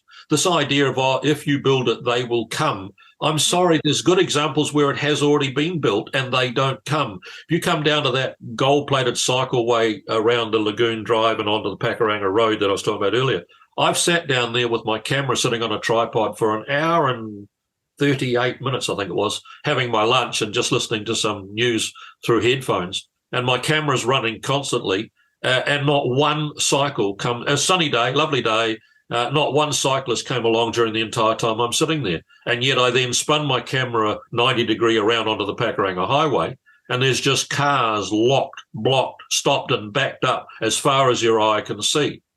And that's because the lunatics are running the asylum, the people who believe cycling is the way to solve it. We need cycling and walking, and we don't want these evil thing called cars. I'm sorry, the priority has to be for a place like my ward, where 92.8% of people in the last census say that they use the motor vehicle as their main form of transport. We've got to start putting the focus on to how do we get that flowing more rapidly? How do we remove the barriers, not how do we build? There was a proposal under the previous government to put a speed bump on the Pakuranga Highway. This is 3 lanes in either direction. That is a major artery to get people into and out of the city every morning and every night. And then we're going to stick these big speed bumps on the Pakuranga Highway. Unfortunately, the local MP, who now, fortunately, is the Minister of Transport, said, no way, and held public meetings. And, the poor old AT people that attended them got sort of savaged by the public saying, what is it that you guys are smoking? Because this is nuts. And it got canned in the end.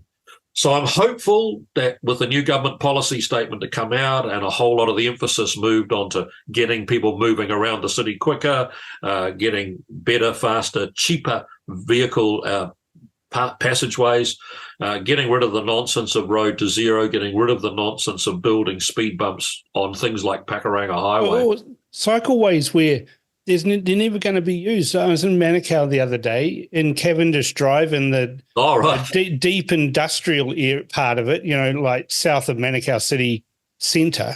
Yeah. There's this cycleway they've put in that's about 3 feet wide, and it's got a concrete edge, all these sort of raised things that are concrete like berms to protect the cycleways, that's filled with detritus and rubbish and everything else because it can't be swept. There's never been a single cyclist I've ever seen on it, and I'm there every week going down that road. It would have cost easily $2 million to do what they've done for no benefit. It's actually an inconvenience for everybody else.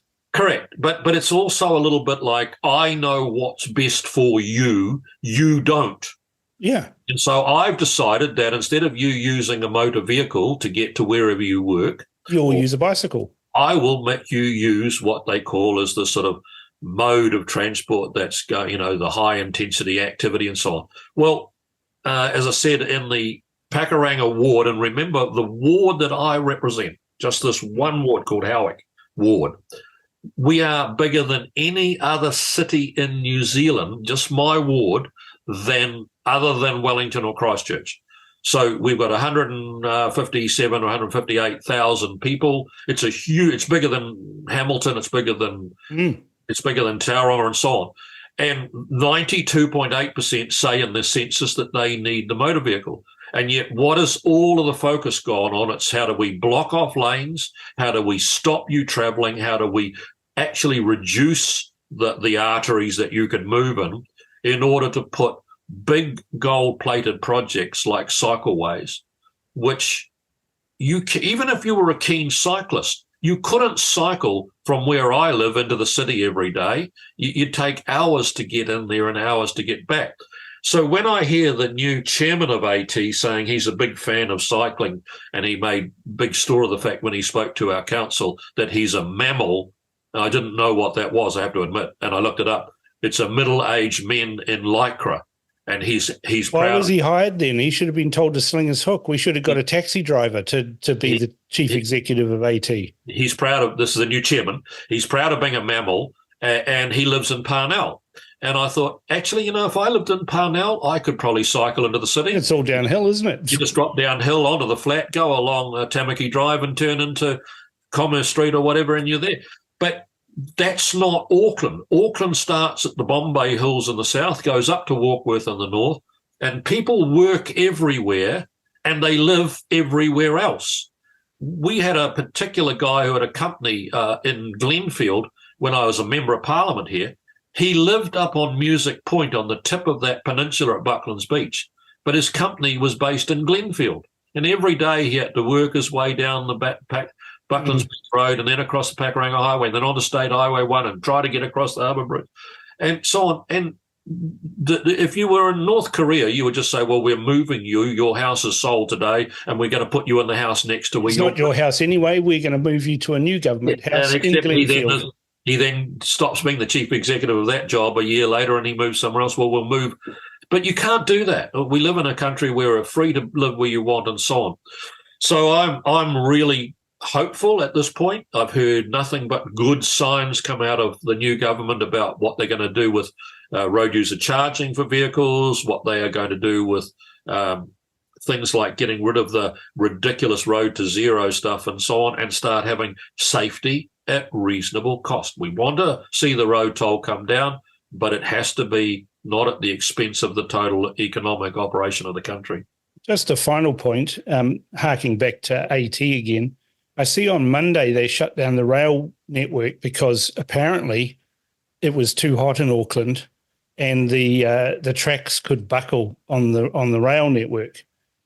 And they didn't think that we could actually look up what the temperature was in Auckland for the previous 5 days, when 4 of those 5 days were higher temperatures than what Monday was. And they didn't shut the network down on those 4 days. Yeah. So what's going on at AT? And February? Who would have thought it would be hot in February?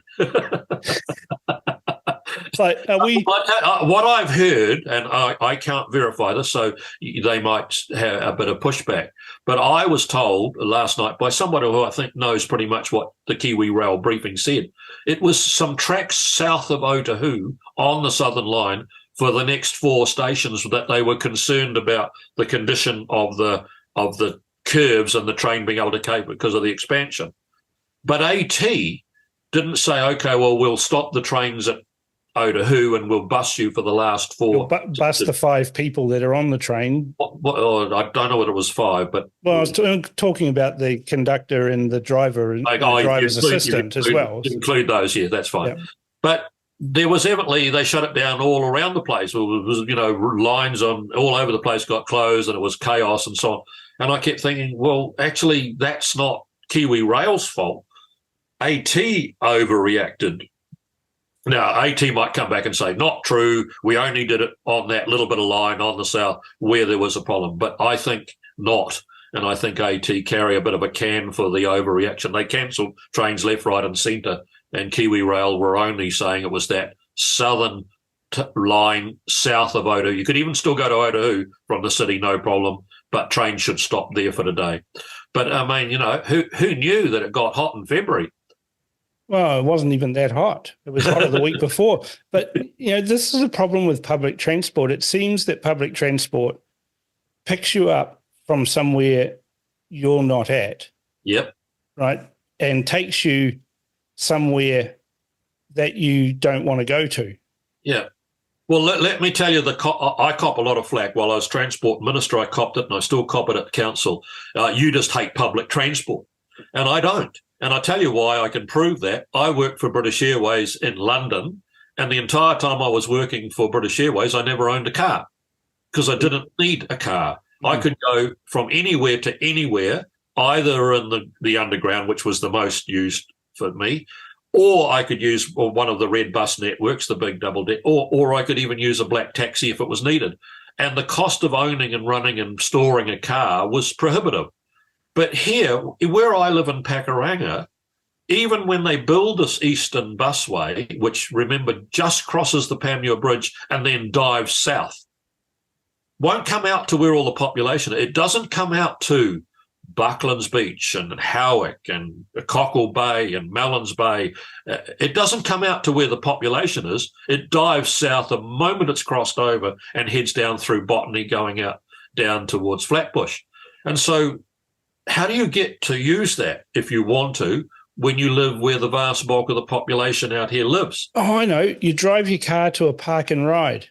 Well, that may be, but they'll only build one level of the park and ride. It'll be full instantly. No. There is no plan on the Eastern Busway, because I asked them yesterday. I met with the Eastern Busway people yesterday, and I said, is there any plan for even any one maybe park and rides? And they said no, unlike the Northern Busway where there are park and rides. And they said the problem is that once we built them, they were full within minutes, and they're packed. So build them bigger. Use public transport. How about we make it convenient? If I actually started, because the motorway got so chocker at the hours I was trying to get in and out of town, I decided I would park around Glen Innes and jump on the train. And for my first 3 or 4 weeks at council, it worked brilliantly. I could be in downtown in sort of 10, 15 minutes, go to the council meeting, jump on the train, get back. But guess what happened? It was only, 3 or 4 weeks or 5 weeks into me being a councillor that AT announced that the Eastern Line was stopping for a year. For a year. Not for the afternoon, not for that week, but for a year. It's only just started up again in January. So what do you think people do? They go to alternatives, and they don't go back. They don't go back. That's the thing. If you have to, I lived in Whangaparoa for a number of years, 7 years or so, and they had park and rides that were always full. Yes. So if you have to drive your car to get on a bus, you'll just carry on. Why wouldn't you just carry on and skip the bus part? You'll just carry on. And that's the So I'm not anti-public transport. I love the fact that public transport works, and I've got a great quote for you. I was giving a speech about the balance between public transport and roading networks and how we get the state highways to all connect up so that traffic can flow back in the 90s. And a lady jumped up, and she was real greeny, and she was angry at what I was saying. And she said, I'm telling you, I've just been in Hong Kong, and they've got the most fabulous underground rail system, and that's what we need. Now, remember, at this stage, Auckland was less than 1 million, and New Zealand was less than 4. I said to her, ma'am, I've got you a deal. I'm Minister of Transport. I've got the power. I'll do you a deal here and right here tonight. You give me 7 million people between Parnell and Ponsonby, which is what Hong Kong is. Yeah. And I'll give you a fabulous underground rail network. But we've got less than the population of Sydney in our entire country. We've got less than the population of Melbourne in our entire country. And so these grandiose views of the world, I've been to London and look at their underground rail. Jesus, well, I don't know what Greater London is, but it's 15 or 17 million people. So let's stop being silly about it. Let's do the things that work. Let's make sure the benefit-cost ratios are really clearly identified. Let's not build the gold-plated cycleways, because we are building cycleways that could be built for 1/10 of that much in terms of what we built, and all these bloody road blocks along the side of them to, as you said, out in Cavendish, just a sort of an eyesore. If common sense prevails, and I'm very hopeful that with what the new minister said is about his priorities and what the government was, then we'll actually return to, let's start focusing on the biggest users of our roading network, and that's motorists. And by the way, what contribution do cyclists pay towards their roads? None. None. And people accuse me of being a hostile to public transport. I'm a big fan of public transport. I'm seen on the back of a bus constantly with the RCR advertising, and that's the closest you're going to get to me to public transport. No, well, I'm different. I loved it. In London, I loved it. I thought it was just fabulous. And I could get to Twickenham by the underground, and I could go down to watch Wimbledon tennis. It was rapid. But it worked. I never looked at the timetable. I would just whip down the stairs at my local station, stand on the platform, and I knew within 3 to 4 minutes another train came through, jump on, use the green line, go to the circle line, catch the Piccadilly line, bang, you're there. And what made it even better in recent years is I tried to buy an Oyster card, and the guy behind the counter at the station he said, "What do you want an Oyster card for?" I said, "So I can use the train for a week because it's cheaper if you buy the car." He said, "You don't need to." I said, "Well," he said, "just use your credit card." And I said, "Well, how do I do that?" He said, "You just swipe it across the terminal like you used to do the Oyster." So I thought, I bet my ASB card from New Zealand will work. Walked up to the turnstile, swiped, and it did. Got on the bloody train, got off at the other end, swiped off, and I looked at my ASB account the next day, and there was a 38 pence charge for the use of the train. So that's what changes it, the convenience, the speed, and it comes when you need it, and you don't have to worry about parking. And you need a population base to support it.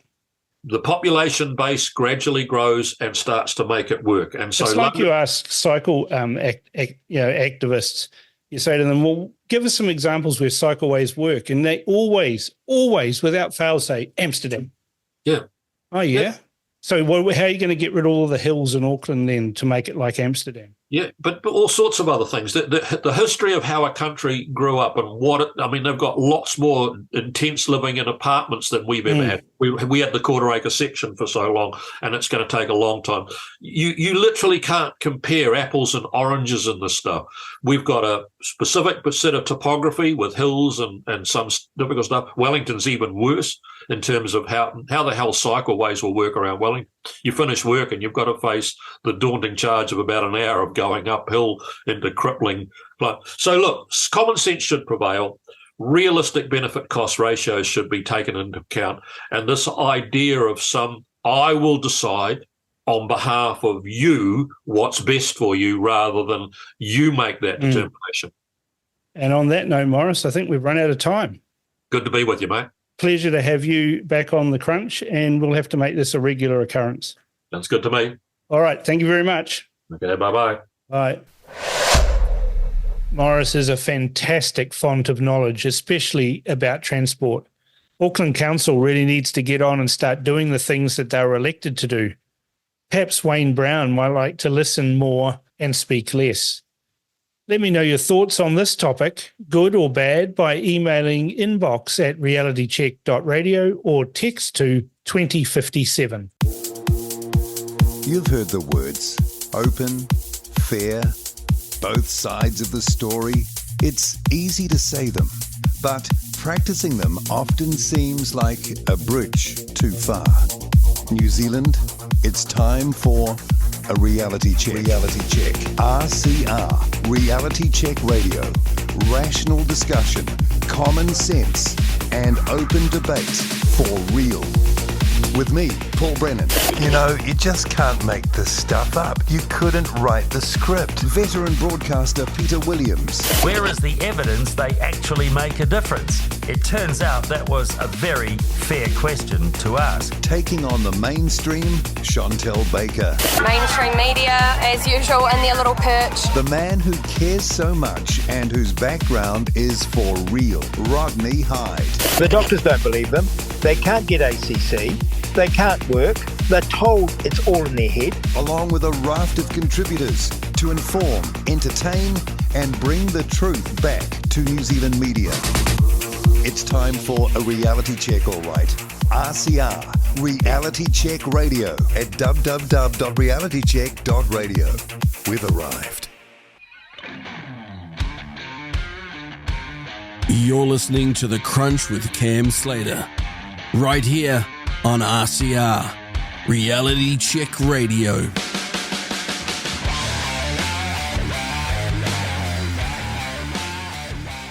Now it's time for Cam's Buddies.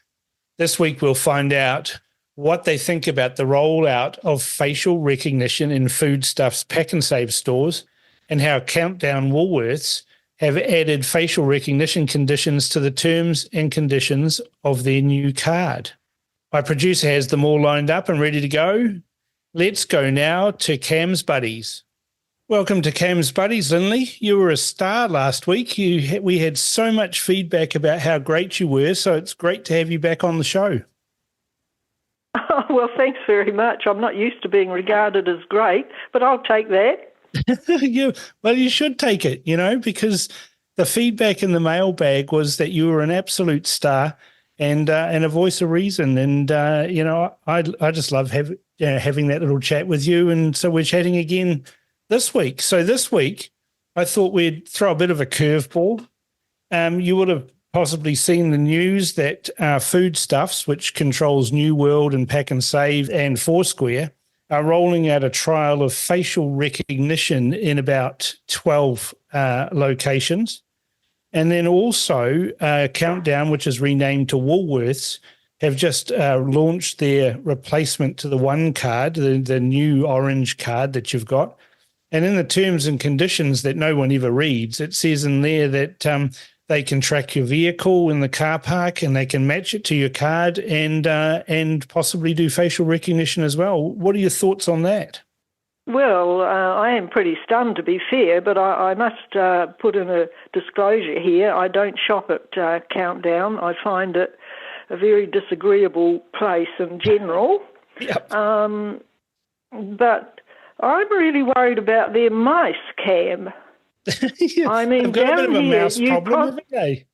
Well, you've probably read that we've got a very special mouse down here in Christchurch at like Countdown. Salad.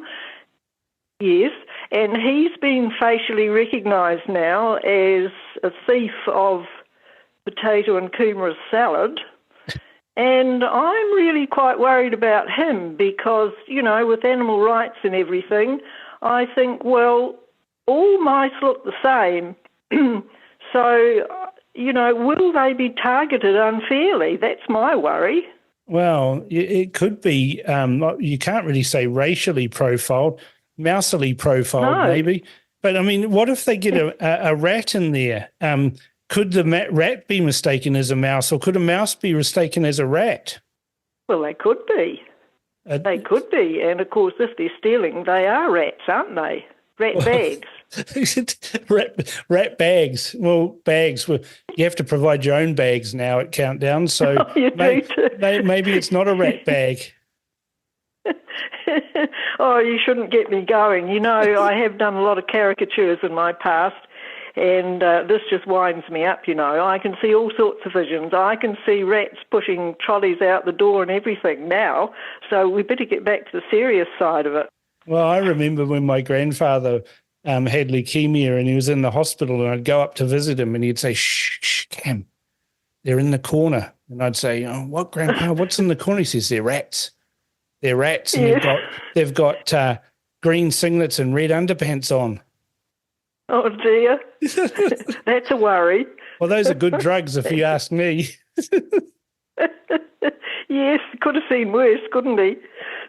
Yeah, but that's the thing, isn't it? The reason why these stores are looking at facial recognition is because there are rats or vermin that are stealing from the shop and they're at their wits' end because it doesn't seem that the police seem that interested in accosting these thieves, these rats that are stealing from the store, and the store can't stop them. They can't physically stop them. So they need to have some sort of system in place to try and identify them before they get in the store to steal a trolley's worth of groceries. Yes, but I do fear that there'll be violence at that moment anyway. But I'll just relay a little experience I had several years ago. I had an overnight stay in Papakura, which I had done on quite a few occasions in line with the Karaka thoroughbred yearling sales. Yep. And I was absolutely shocked beyond belief. I wandered down to Countdown, as I usually did, and was confronted by a bunch of hoodies lying sprawled all around the floor in the entranceway. Yeah, yeah. And you had to step over their legs to get in. And there was a huge security guard standing at the door, something I've never seen ever in my life. You know, I'm a quiet South Islander. This is normal in Auckland. But I'd never seen it. To even see a security guard was like horrifying to me. And I actually, well, you know, as a woman on their own, I feared for my life in that scene, and I took to my scrapers, and good choice, because about 6 months later, a security guard at that very supermarket was killed. Mm. One of the thugs that hang around the doorway ran at him and King hit him, and he collapsed and died on the spot. So that would probably be, I don't know, between 5 and 8 years ago. Yeah. Now, no supermarket should have to put up with that. Well, you know, in Auckland, security guards are routine at every supermarket. You know, I go to the Countdown here in Takapuna, and they have a permanent security guard there at the entrance. And that's just normal in Auckland to see security guards. And, you know, I was shopping there the other day, and I saw someone go into the with their trolley into the self-checkout area. And what they do is they sort of pretend that they're going to scan the stuff, and then they scan it all, stick it back in the trolley, and then bolt out the door. And that's apparently quite common. And what happens then is the supermarket staff have to then go to that terminal and cancel each item out individually, and it takes time to do all of that. So it's a real problem in Auckland. I don't know what it's like in the rest of the country, but certainly there's large numbers of people that are entering these supermarkets, stealing whole trolleyfuls of we're not just talking about a ham down the pants here. We're talking about a whole trolley, and they just push the whole trolley out and load it into the car and drive off. Yes, well, of course, they've learnt to do it. They can get away with it, and so they do it. Like I shopped at Pack and Save today, which is an offshoot of New World. So my experience is completely different to yours. No security guards, lovely, friendly staff, nice, open, friendly shop. And superb service, lovely customers, you know, we just don't see any of that. So how fortunate are we? But, you know, I don't really rate it as supermarket crime at all. I think it's about all crime. I think it's about broken down family structure. It's about uneducated, unemployed youth. It's about they're often unsociable, thieving role models. It's about victim identity, which breeds entitlement. It's about acceptance of crime, lack of police and judicial commitment. It's about the pathetic dumbing down of the law. It's about society's overall drop in standards. And I quote, "Thou shalt not steal." And that does not have that has no clauses or sub-clauses. No principles. Or anything of the sort. And we've come so far away from that this is the result. Because they don't only steal at the supermarkets, they walk straight into people's homes and steal, even when the owner's in the home. Even MPs do it. MPs do it. Yeah, and everyone goes, oh, well, you know, poor Golres, you know, we have to understand she's under pressure.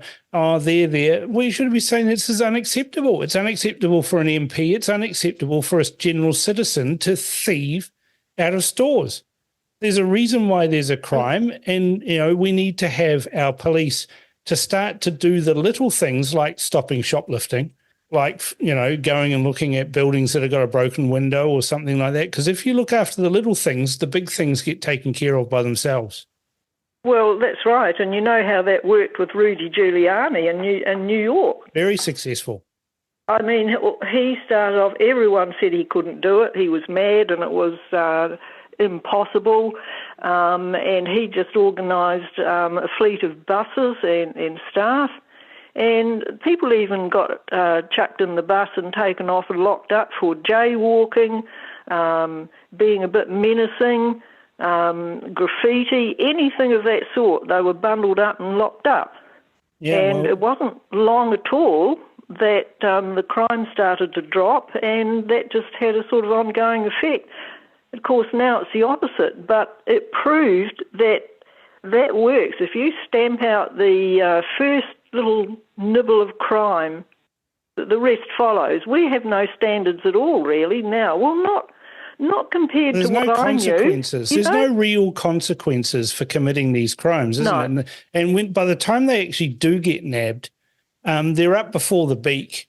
They get a slap on the wrist with a well-soaked bus ticket, if they can find a bus ticket these days. But usually, if they can't find a bus ticket, I'm sure there's a spare tissue around that they can soak in the Liberal tears, jug of Liberal tears they have on the judge's bench, and give them a right good toweling with the wet tissue, and there's no consequences. Well, of course, it's not, it's just like from my breadth of time on the earth, I have seen such a change, when I was a child, if I did anything like that, the local policeman would have got me by the scruff of the neck, taken me down to the police station and given me a thick ear. Well, my cousin was a police officer in a small town south of Auckland, and he was known as a bit of a hard man, and he used to go down to the pub on a Friday, find out who he was after, point to them and say outside, give them a clip, and tell them to get round and take that stuff back. Otherwise, there's going to be harsher consequences than that. Well, that's right. But you see, things have changed so much, and because the other thing they did was drag them home to the parents, which was sort of the pinnacle of all shame. But a lot of these younger criminals, they actually haven't got any parents as such. No. They seem to be just running wild between family members and camping here and camping there. It's just a total breakdown. Yeah. So there's a lot of hard work that's got to go in, isn't there, to solve this problem? And I'm not sure that facial recognition and cameras is going to do it. It won't do it at all, because all that will happen is the poor staff member that's got to confront those people and say, "Oi, you're out." There's a moment there of confrontation, and sooner or later somebody will do something violent in that situation. Yeah. And of course, they've got away with taking these trolleys out to their cars. So they're going to be very aggressive when they find they can't do it or they're confronted for it. They've got away with it, Yeah. I mean, I feel sorry for the staff who work at the supermarket. I was down at Takapuna Countdown, or Woes as it is now, the other day, and someone was, screaming at one of the staff members, and they were just sitting there and taking it. Well, I don't have to take that. So I said to them, take your attitude outside. We don't need this. And they said, well, who are you? And I said, well, I'm someone who's quite prepared to get involved. So be my guest. Well, they decided that discretion was the better part of valor and slipped Alf out the door. But, I just felt sorry for the staff, and she's a lovely lady there. She's always humming and singing as she does her work. Mm. She's a real delight. And, yes. I go there and I'm thinking, to myself, shall I go through the self-checkout, or shall I go and be pleasant to this lady and make her day? And that's what I do, even if it means I have to stand 3 or 4 people in the line to go through, so I can just ask her how her day's going and enjoy it. And they just don't get that, and I feel sorry for them. Well, they're brilliant people, and a couple of years ago when I had a tragedy to face, it was just so uplifting for me to go into places like that, and the staff were just so nice. They say, "Hi, how are you?" and "How's your day?" and everything, and it just is uplifting to the customers. It's just rather a shame that it's dropping away. I mean, they must be really nervous, but I suppose it will fuel click and collect anyway. I mean, we don't have to go to the supermarket to be abused, do we, I suppose? No, I don't do click and collect, but because I like going there, and I like to meet up with the staff. They are lovely. Well, they are down here anyway. Oh, look, they are lovely, and they do a really hard job, and they don't get paid nearly enough. So, I hope this works out for them, but I suspect you're right, and there'll be a bit of violence, and that'll be sad, but we'll see what happens. Hey, Lindley, I've got to go to Paul. He's on the line next. He's waiting in the queue. So thank you so much for your contribution. Excellent. And we'll talk again next week, eh? Thanks, Cam. That's fun. Okay, Take care. Lindley. Thank you. Bye-bye. Bye. Welcome to Cam's Buddies, Paul. Good to have you on the line again this week. Hi, how are you? Oh, box of birds. Fantastic. I thought today's topic is one that's I've seen hitting the news and just been talking to Lindley about that. You might be aware that Foodstuffs, which is New World, Pack and Save, and Foursquare, are rolling out a trial of facial recognition cameras. And then also Countdown, which is renamed as Woolworths, have just rolled out their new loyalty card. And in the terms and conditions from that, they say that they can track where your car's parked in the car park and link it to your card. And if they roll out facial recognition, they'll be able to do that and link that to your card as well. What are your thoughts on those? Oh, that's interesting. I'm a bit anti the state having recognition, and I know it's not the state, it's the supermarkets, but once it's the thinning of the wedge, when they're saying that gay people just wanted to be able to be getting married, there was a thinning of the wedge. Now everything has gone kind of, I don't have a problem with gay people getting married, to be fair, but it's gone crazy in all sorts of woke behaviour. And I think facial recognition software in a supermarket, what for? Now, I guess under the Labor government, I think burglaries in supermarkets, I heard some while back, had doubled. And you see pictures of security guards at supermarkets getting assaulted while people are trying to walk out with trolley loads and bag loads of groceries. So my understanding is if there's 200 thefts at a supermarket in a week, there's a good chance it's done by 10 to 15 people. Yeah. And so there's the same people are doing the thieving. So to know that you've got someone in your supermarket that is a thief from facial recognition software, I could see how that could be handy. But what I don't think is handy is all the rest of us getting facially recognised. And it moves on from there to, I see there's places around the world that have facial recognition software so you can pay with your face. So you don't have to have your phone if you want to go and buy food, I think is a particular one. And so they've got facial recognition software with you, and you walk in and you just pay with your face. As far as the recognition is concerned. Now, my thoughts on that are that's scary stuff, because when we had the podium of truth, and then we had, oh yes, it's all right for you to go to the supermarket, but you weren't allowed to go to hairdressers, and you weren't allowed to go to your gym, cafes and all restaurants and all that sort of stuff. Yeah. Yeah. So we were all locked down, and we were locked down because of a government decree. If they then take over these facial recognition things that the supermarkets put in place because they say with a court order, no, we want to have access to that too now, and then they decide to bring in your 15-minute city and say, oh, well, you shouldn't be at the supermarket. You're 20 minutes from home by car, not 15 by foot. And all these sorts of things. I think it's the thinning of the wedge as far as, if they had more burly staff challenging people that steal, that's probably a reasonable way of doing it where you're not having to impinge on all other customers' rights. And now he also said that if you've got nothing to hide, you've got nothing to fear, but I think that's bollocks. You've only got nothing to hide because we're citizens that are peace-loving and we're good citizens, until they change the rules on us and make draconian, stupid rules like you can't go places without a mask, or you can't go places without having a vaccine passport, buy vaccines that are a particular way. And that's just one thing that we know that they've done and they've been stupid about.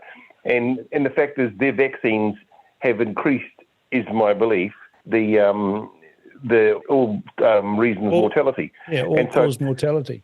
Yes, all-cause mortality has gone up. Now, I don't like the fact that I can't go to the groceries and buy to the store and buy food in the future if my face doesn't fit because some bureaucrats decided that I don't follow the correct amount of rules. And so I understand if the thieving doubled under the Labor government and since COVID till now, I understand why it could be something to do. I just don't like it because I don't think that people should be in control of knowing who's gone where and why and how and did you come to the supermarket and where did you park and all these other different things. Do you think maybe that this is a cunning ploy to get us to wear masks to the supermarket? So we get a mask with, a toothless grin on the face of it or, something, or wear something zany so you can't be facially recognised and then they win in the long run because now we're all wearing masks at the supermarket. Well, it could be that.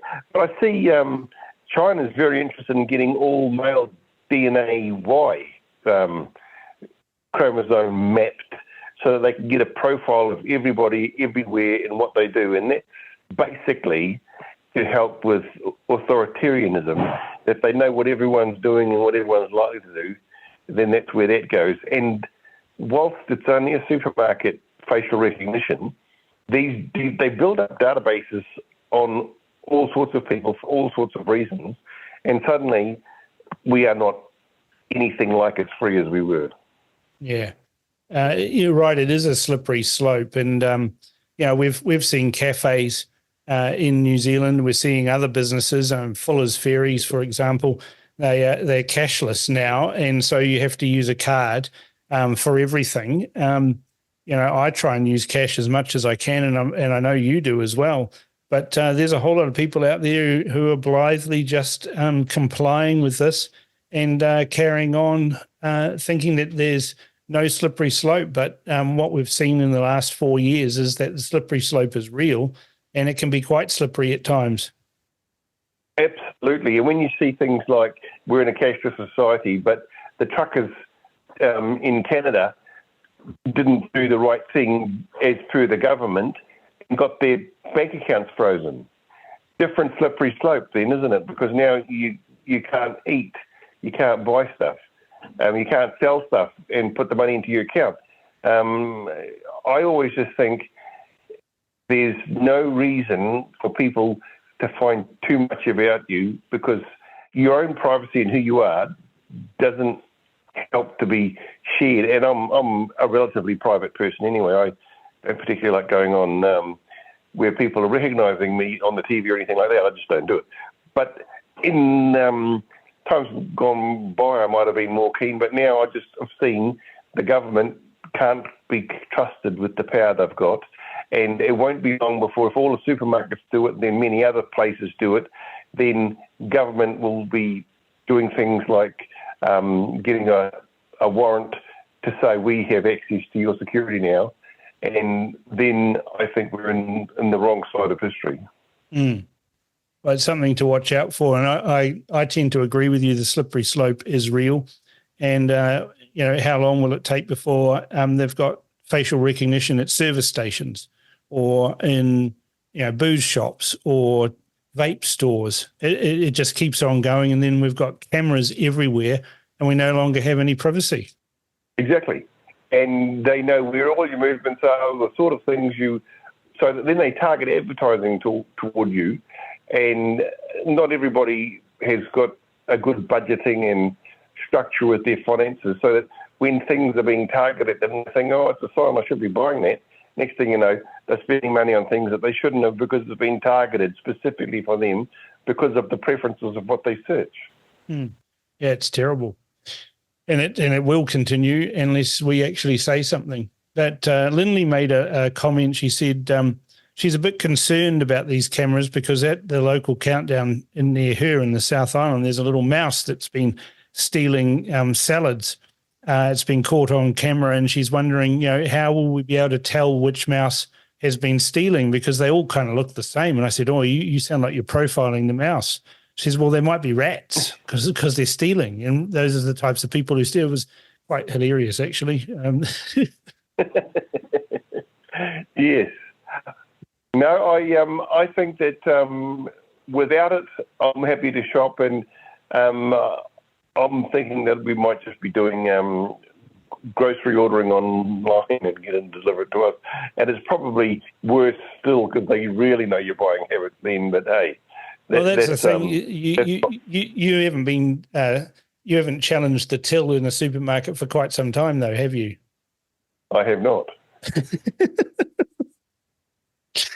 All right. Thanks for your call, Paul, and we'll talk next week. Okay. Take care, Cam. Have a good day. Bye for now. Well, thank you. Welcome to Cam's Buddies. Good afternoon, Cameron. How are you this week? Oh, usual box of birds, same as I am every week. Irrepressible. Boxing. Happy. Happy. Yeah. Happy with this current political state of things? Oh, look, I'm always happy. It doesn't matter what's happening with politics. There's always something for me in it. If you're losing, you're still winning, you reckon? I never lose. That's the great thing about politics. You don't like the rules, change the rules. Ignore the rules, do whatever you want. It's fantastic. Anyway, this week, you may have seen Foodstuffs, which is New World and Pack and Slave, and New World are trialling and Foursquare are trialling facial recognition cameras. And also Woolworths, formerly Countdown, have launched their new card on the beginning of February, and part of the terms and conditions in there is a right for them to track your vehicle, record your vehicle, mark it against your card, and in the future they may want to look at doing facial recognition. What's your thoughts on these things? Well, I've been thinking about this. I'm in two minds. I mean, 5 years ago I would have been horrified against it, but having been shopping in the last 6 months several times and seen people stealing trolleys and literally nothing happening. And then when I've talked to the checkout ladies, I've said, why don't you guys call the cops? They said they don't do anything. They don't even bother coming. Yeah, that's the problem, this is just a reaction. It's a reaction from the lawlessness of the last 6 years, and private companies are doing something about it themselves. So I'm not sure I'm happy about it, but I feel sorry for the supermarkets where they've got hordes of people that are going into these supermarkets, filling up their trolleys and then walking out the door without a buy or leave, taking all the stuff with them. Yeah, I've seen a guy walk out at my supermarket with a trolley full of meat and just ran away and not even changed. They followed me out the door and he just ran out and then ran across the road and chucked it all into a boot and then drove off. And apparently they sell it. There's points in South Auckland and West Auckland where they sell it. Well, we're paying for that ultimately because the shops have a certain amount of what they call. They don't lose, mate. That was my next point. Yeah, they call it shrinkage. The inflation. Yeah, they call it shrinkage, and they just load the costs up, and they'll know on a weekly basis what the shrinkage is, and they'll price accordingly. And it's us, law-abiding citizens, that are getting punished for it.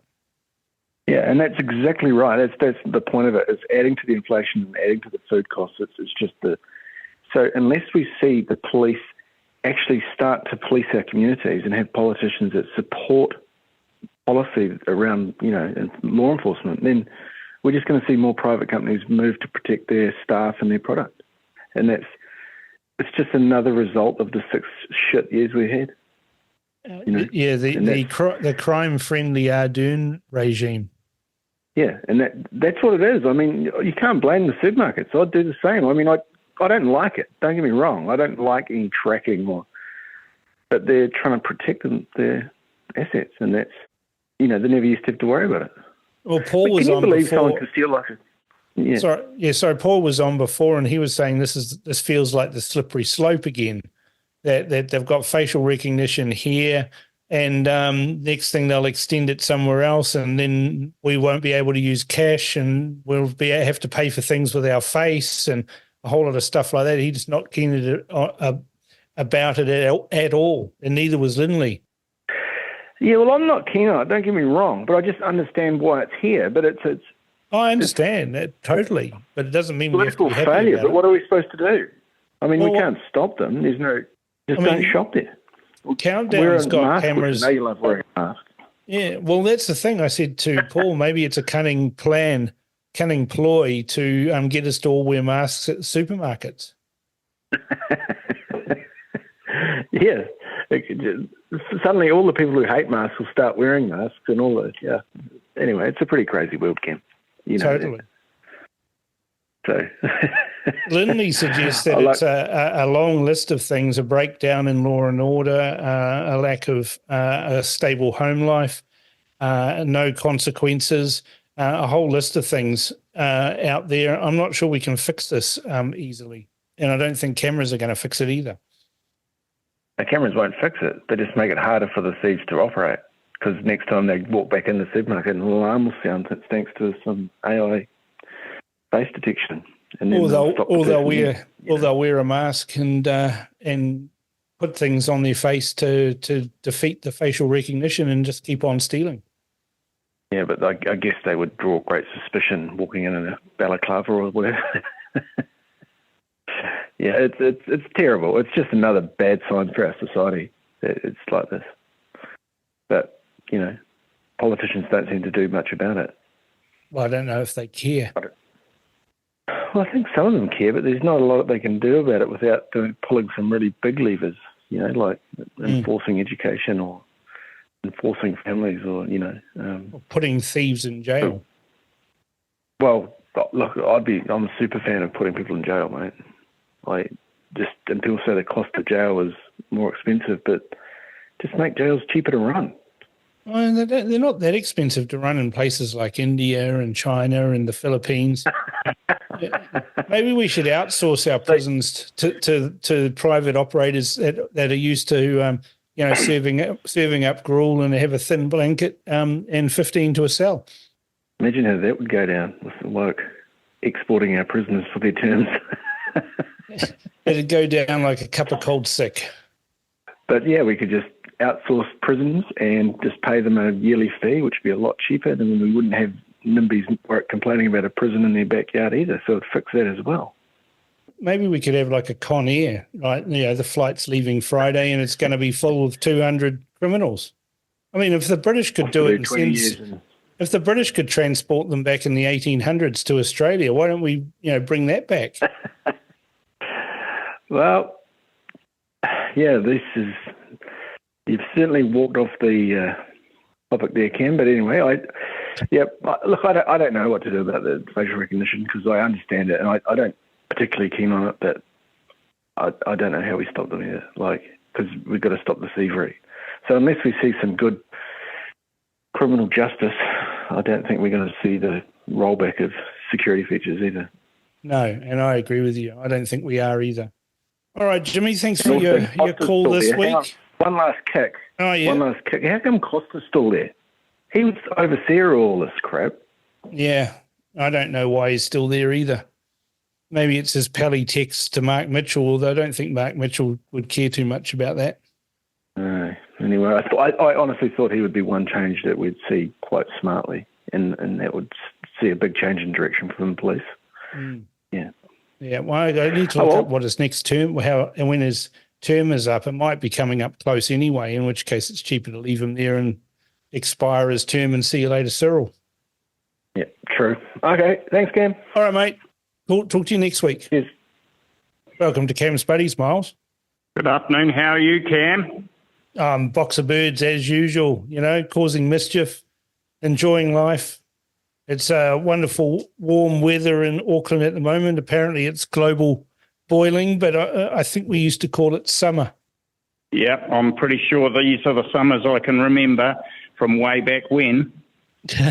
Exactly. When I was a little boy running around with my Fiji feet in the Auckland summer, we had brown hills and, the fields were dusty and dry for weeks and weeks, if not months on end. It's good to be back to how it was 40 years ago. And we didn't have water restrictions, but that's a whole different topic.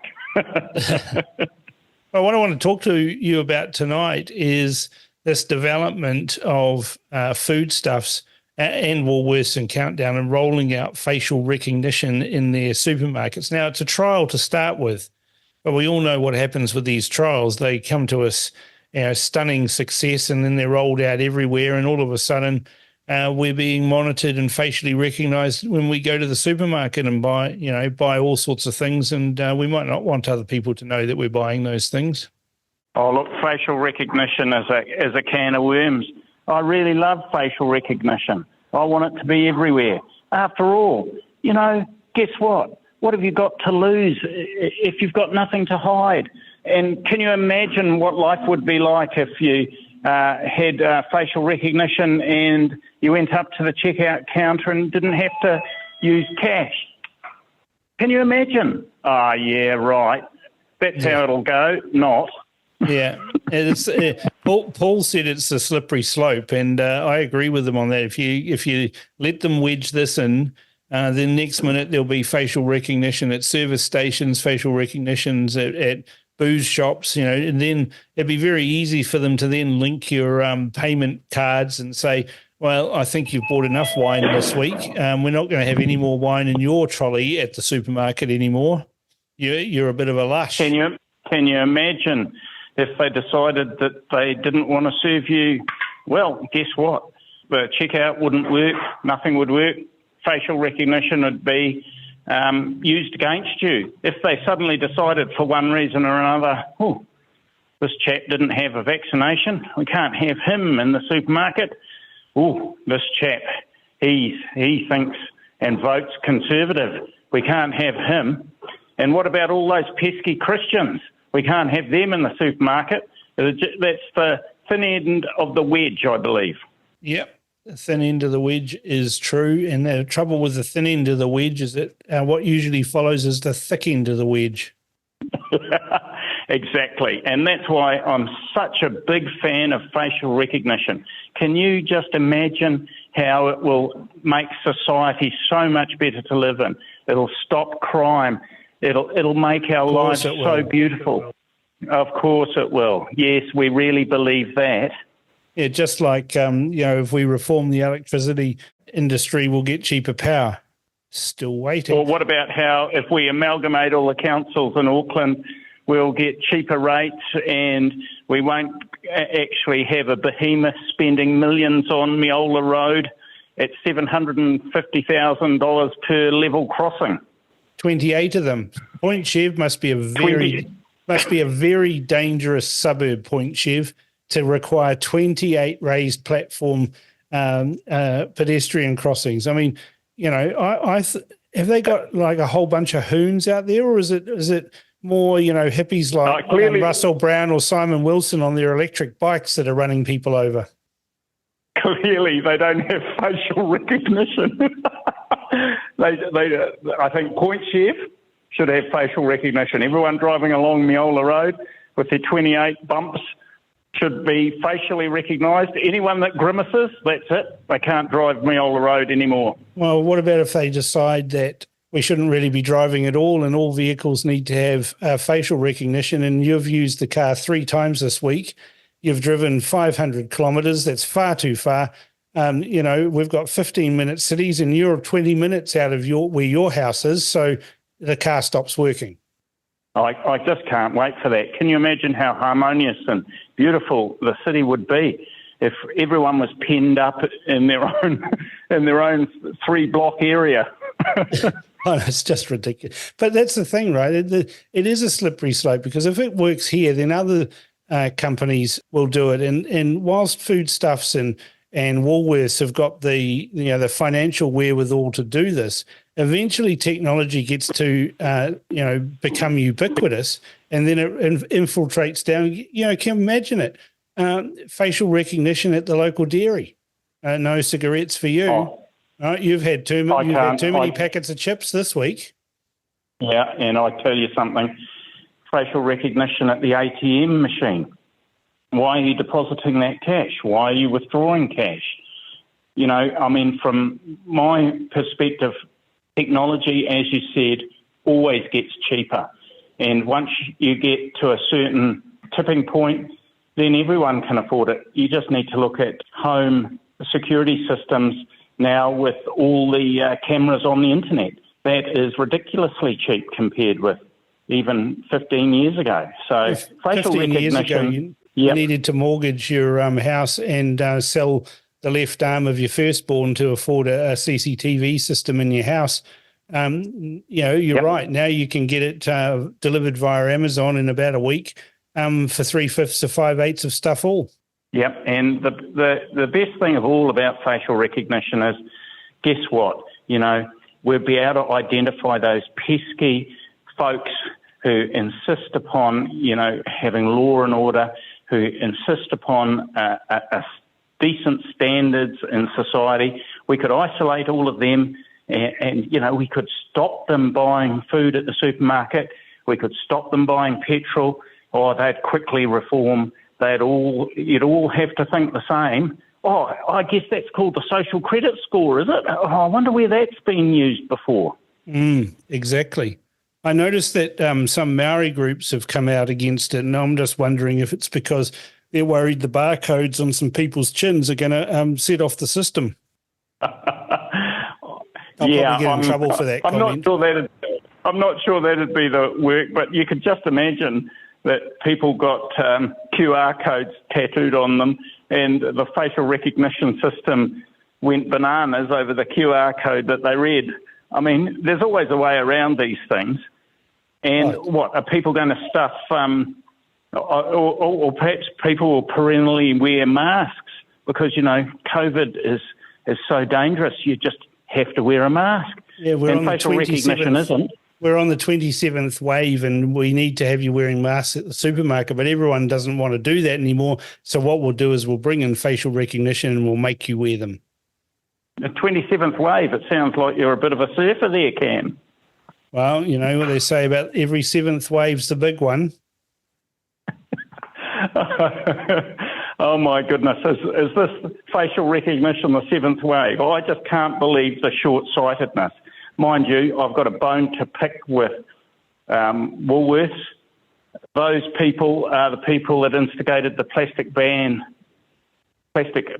ban, and I am a one-man crusade for bringing back plastic shopping bags because actually I want to save the orangutans. I don't like the idea of rainforests being chopped down to make useless paper bags. I like multi-use shopping bags. Bring them back, I say. Well, you know, I worked for Food Town when I was a nipper, and I can remember the big fuss about paper bags. We've got to get rid of paper bags. The orangutans are dying. Regardless of whether we used wood that came from rainforests. In New Zealand, we don't. So all of our paper bags came from Kinleith. And so we had this big push to get rid of paper bags, and they brought out plastic bags. And, of course, now we've got to save the turtles and we've got to save, God knows what else from these plastic bags. And so, do you mean to say orangutans aren't trendy anymore? I don't think so. I think the problem is they, a bit hairy, and they don't look really that lovable. And so, it's like trying to love a rat. The most important thing is, would the facial recognition be able to tell the difference between me and an orangutan? I'd have to check up and get back to you on that. Maybe my wife would have something to say as well. Exactly. Well, we've gone from Cam's buddies tonight, we've gone from facial recognition of mice and rats to facial recognition of orangutans. So a broad spectrum of speciesism. We cater to all tastes. Exactly. All right, Miles, thanks very much for your call, and we'll speak next week on Cam's Buddies. Thank you, Cam. See you later. See you, bye. My buddies are awesome. Once again, we've got common sense from them all. I'm so blessed to have such a great bunch of mates and new buddies to share anything with, and they're so wise and, as I said before, speak common sense to these issues. Tell us who you think made the best comment this week of Cam's Buddies and why by emailing inbox@realitycheck.radio or text to 2057. And now it's time for the mailbag. Got some comments, as I knew we would, with my interview with Ashley Church. This one's from Facebook, from Amanda. Ashley Church is amazing to listen to, such depth of knowledge. Great interview, Cam. And Rick says, hi, Cam, these bad things happen to the Jews because Satan hates God's chosen people. So to piss God off, Satan targets the Jews. A bit simplistic, but true. Love your shows.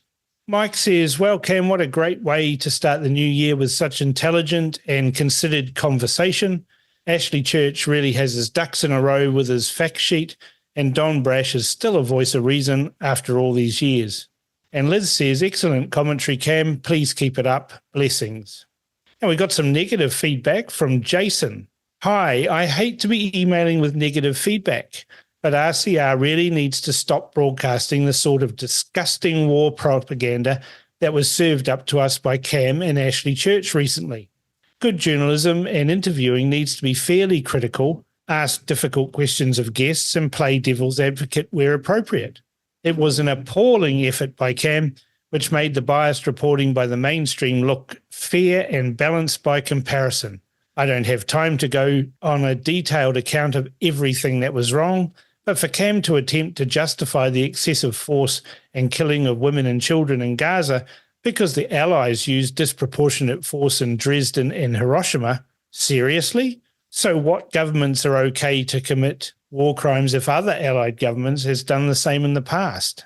I think it would be good to set up a debate with Ashley and someone who would challenge his war propaganda, or at the very least have him interviewed by someone who could provide some pushback. However, I do understand that people like him don't like to be challenged, so I doubt that would be possible. Well, Jason, perhaps you should listen to my monologue. Now, comments about Don Brash. Rick says, hi, Cam. ACT and New Zealand First will give National the backbone they need. Love Don. He makes sense. Stuart adds, by the same argument, you could say big business, i.e. Fonterra, controls the media through its advertising budget. And I'd agree with you there, Stuart. I've just listened to Cam talking to Dr. Brash. There is a lot of discussion at the moment regarding the so-called principles of the treaty. Something that appears to be missing from all of this discussion, as far as I can see, is this. Most legislation starts off with the name of the act that has been passed, followed by what the act is endeavouring to achieve, and then what follows are definitions of what words in the act mean, so there will not be any confusion. What I cannot understand is why we have acts of parliament that say that the act must comply with the principles of the treaty, but fail to define exactly what must be complied with. Perhaps David Seymour Bill would sort this anomaly out. And that's a very good comment from you, Lyndon, and I appreciate it. Now, Cam's buddies. Sam says, hi, Cam. Great to have you back. Enjoyed the show. Don't agree with a lot of what Ashley has to say, but fair enough that he gets to say them and has freedom of his expression. Don Brash was solid, but the best by far is the buddies. Enjoy them all and appreciate the time they give us listeners each time. Always feels like we're gate crashing at a private dinner table. Take good care, Cam. Catch you next week. And Joel says, hi, how good was Lynley on your Cam's buddies? Would like to hear more, please, as she has some incredible mana and great ideas to come back to underlying human principles as a starting point for discussions. Anonymous comment says, hi, Lynley. It was good to have you on Cam's buddies tonight. And Beth adds, well done, Lynley. Didn't she do well? A natural. I hope you'll have her back, Cam. Great show. Anonymous one says, put the Maori text of the treaty's 3 articles into Google Translate and compare how close it is to the English text translation. Not a principle mentioned in either text. And Anne says, Cam, I always feel bad when you ask which buddy is the best. They're all the best. They're all different and funny, and together they make an entertaining show. Now I've got a long one here from Karen. The perspective given by all of Cam's buddies hit the nail right on the head when discussing the treaty principles bill. The bearing of a butt and thrusting of a bare lower pelvic appendix was the ultimate insult to our democratically elected leaders. It was a disgrace that went unchecked. The hypocrisy of these elite activists at what was supposed to be a welcoming ceremony was clearly evident. Congratulations to your buddy that spoke about this behaviour. Lynley spoke about the effect this radical change is having on everyday Kiwis, and she was spot on. Even though my long-standing partner has significant Maori DNA, I've become cautious around Maori when I once enjoyed their company. I doubt if I will ever go to a marae again. The avalanche of insulting narrative by some leaders with Maori DNA directed unchecked at people with no Maori DNA has had an overall destructive effect, even though it is the perspective of only some. Top points also to your buddy who mentioned the media's role in helping whip up frenzied actions and division in New Zealand with their distortions of the truth and significant airtime given to divisive narrative. Over the last 6 years, MSM has been the main culprits when it comes to undermining democracy in New Zealand. Keep up the great work, Cam. I look forward to your program every week. Thanks for those comments, Karen, and that's the mailbag for this week.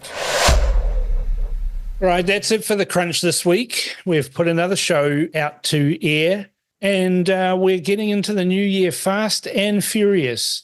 This year it's going to be very busy politically, with the new government making inroads on delivering their promises, and they've just delivered another one this week, the axing of Three Waters. Plus, of course, there's the big game in world politics, the US elections in November, and it appears the media and the establishment have turned on Joe Biden, who increasingly looks out to lunch, dinner, and everywhere in between. Let's see how they white-hand him into quitting. Kirsten Murfitt works tirelessly in challenging the globalist health authorities, and as I've said before, it takes many hands to make light work. The globalists are like rust, though. They never sleep, so we mustn't let our guard down. Maurice Williamson again gave us some good insights into the carry-on in Auckland Council.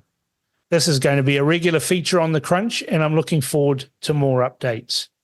Now, if you're using the RCR app, you can easily get all of our replays as well as listen live.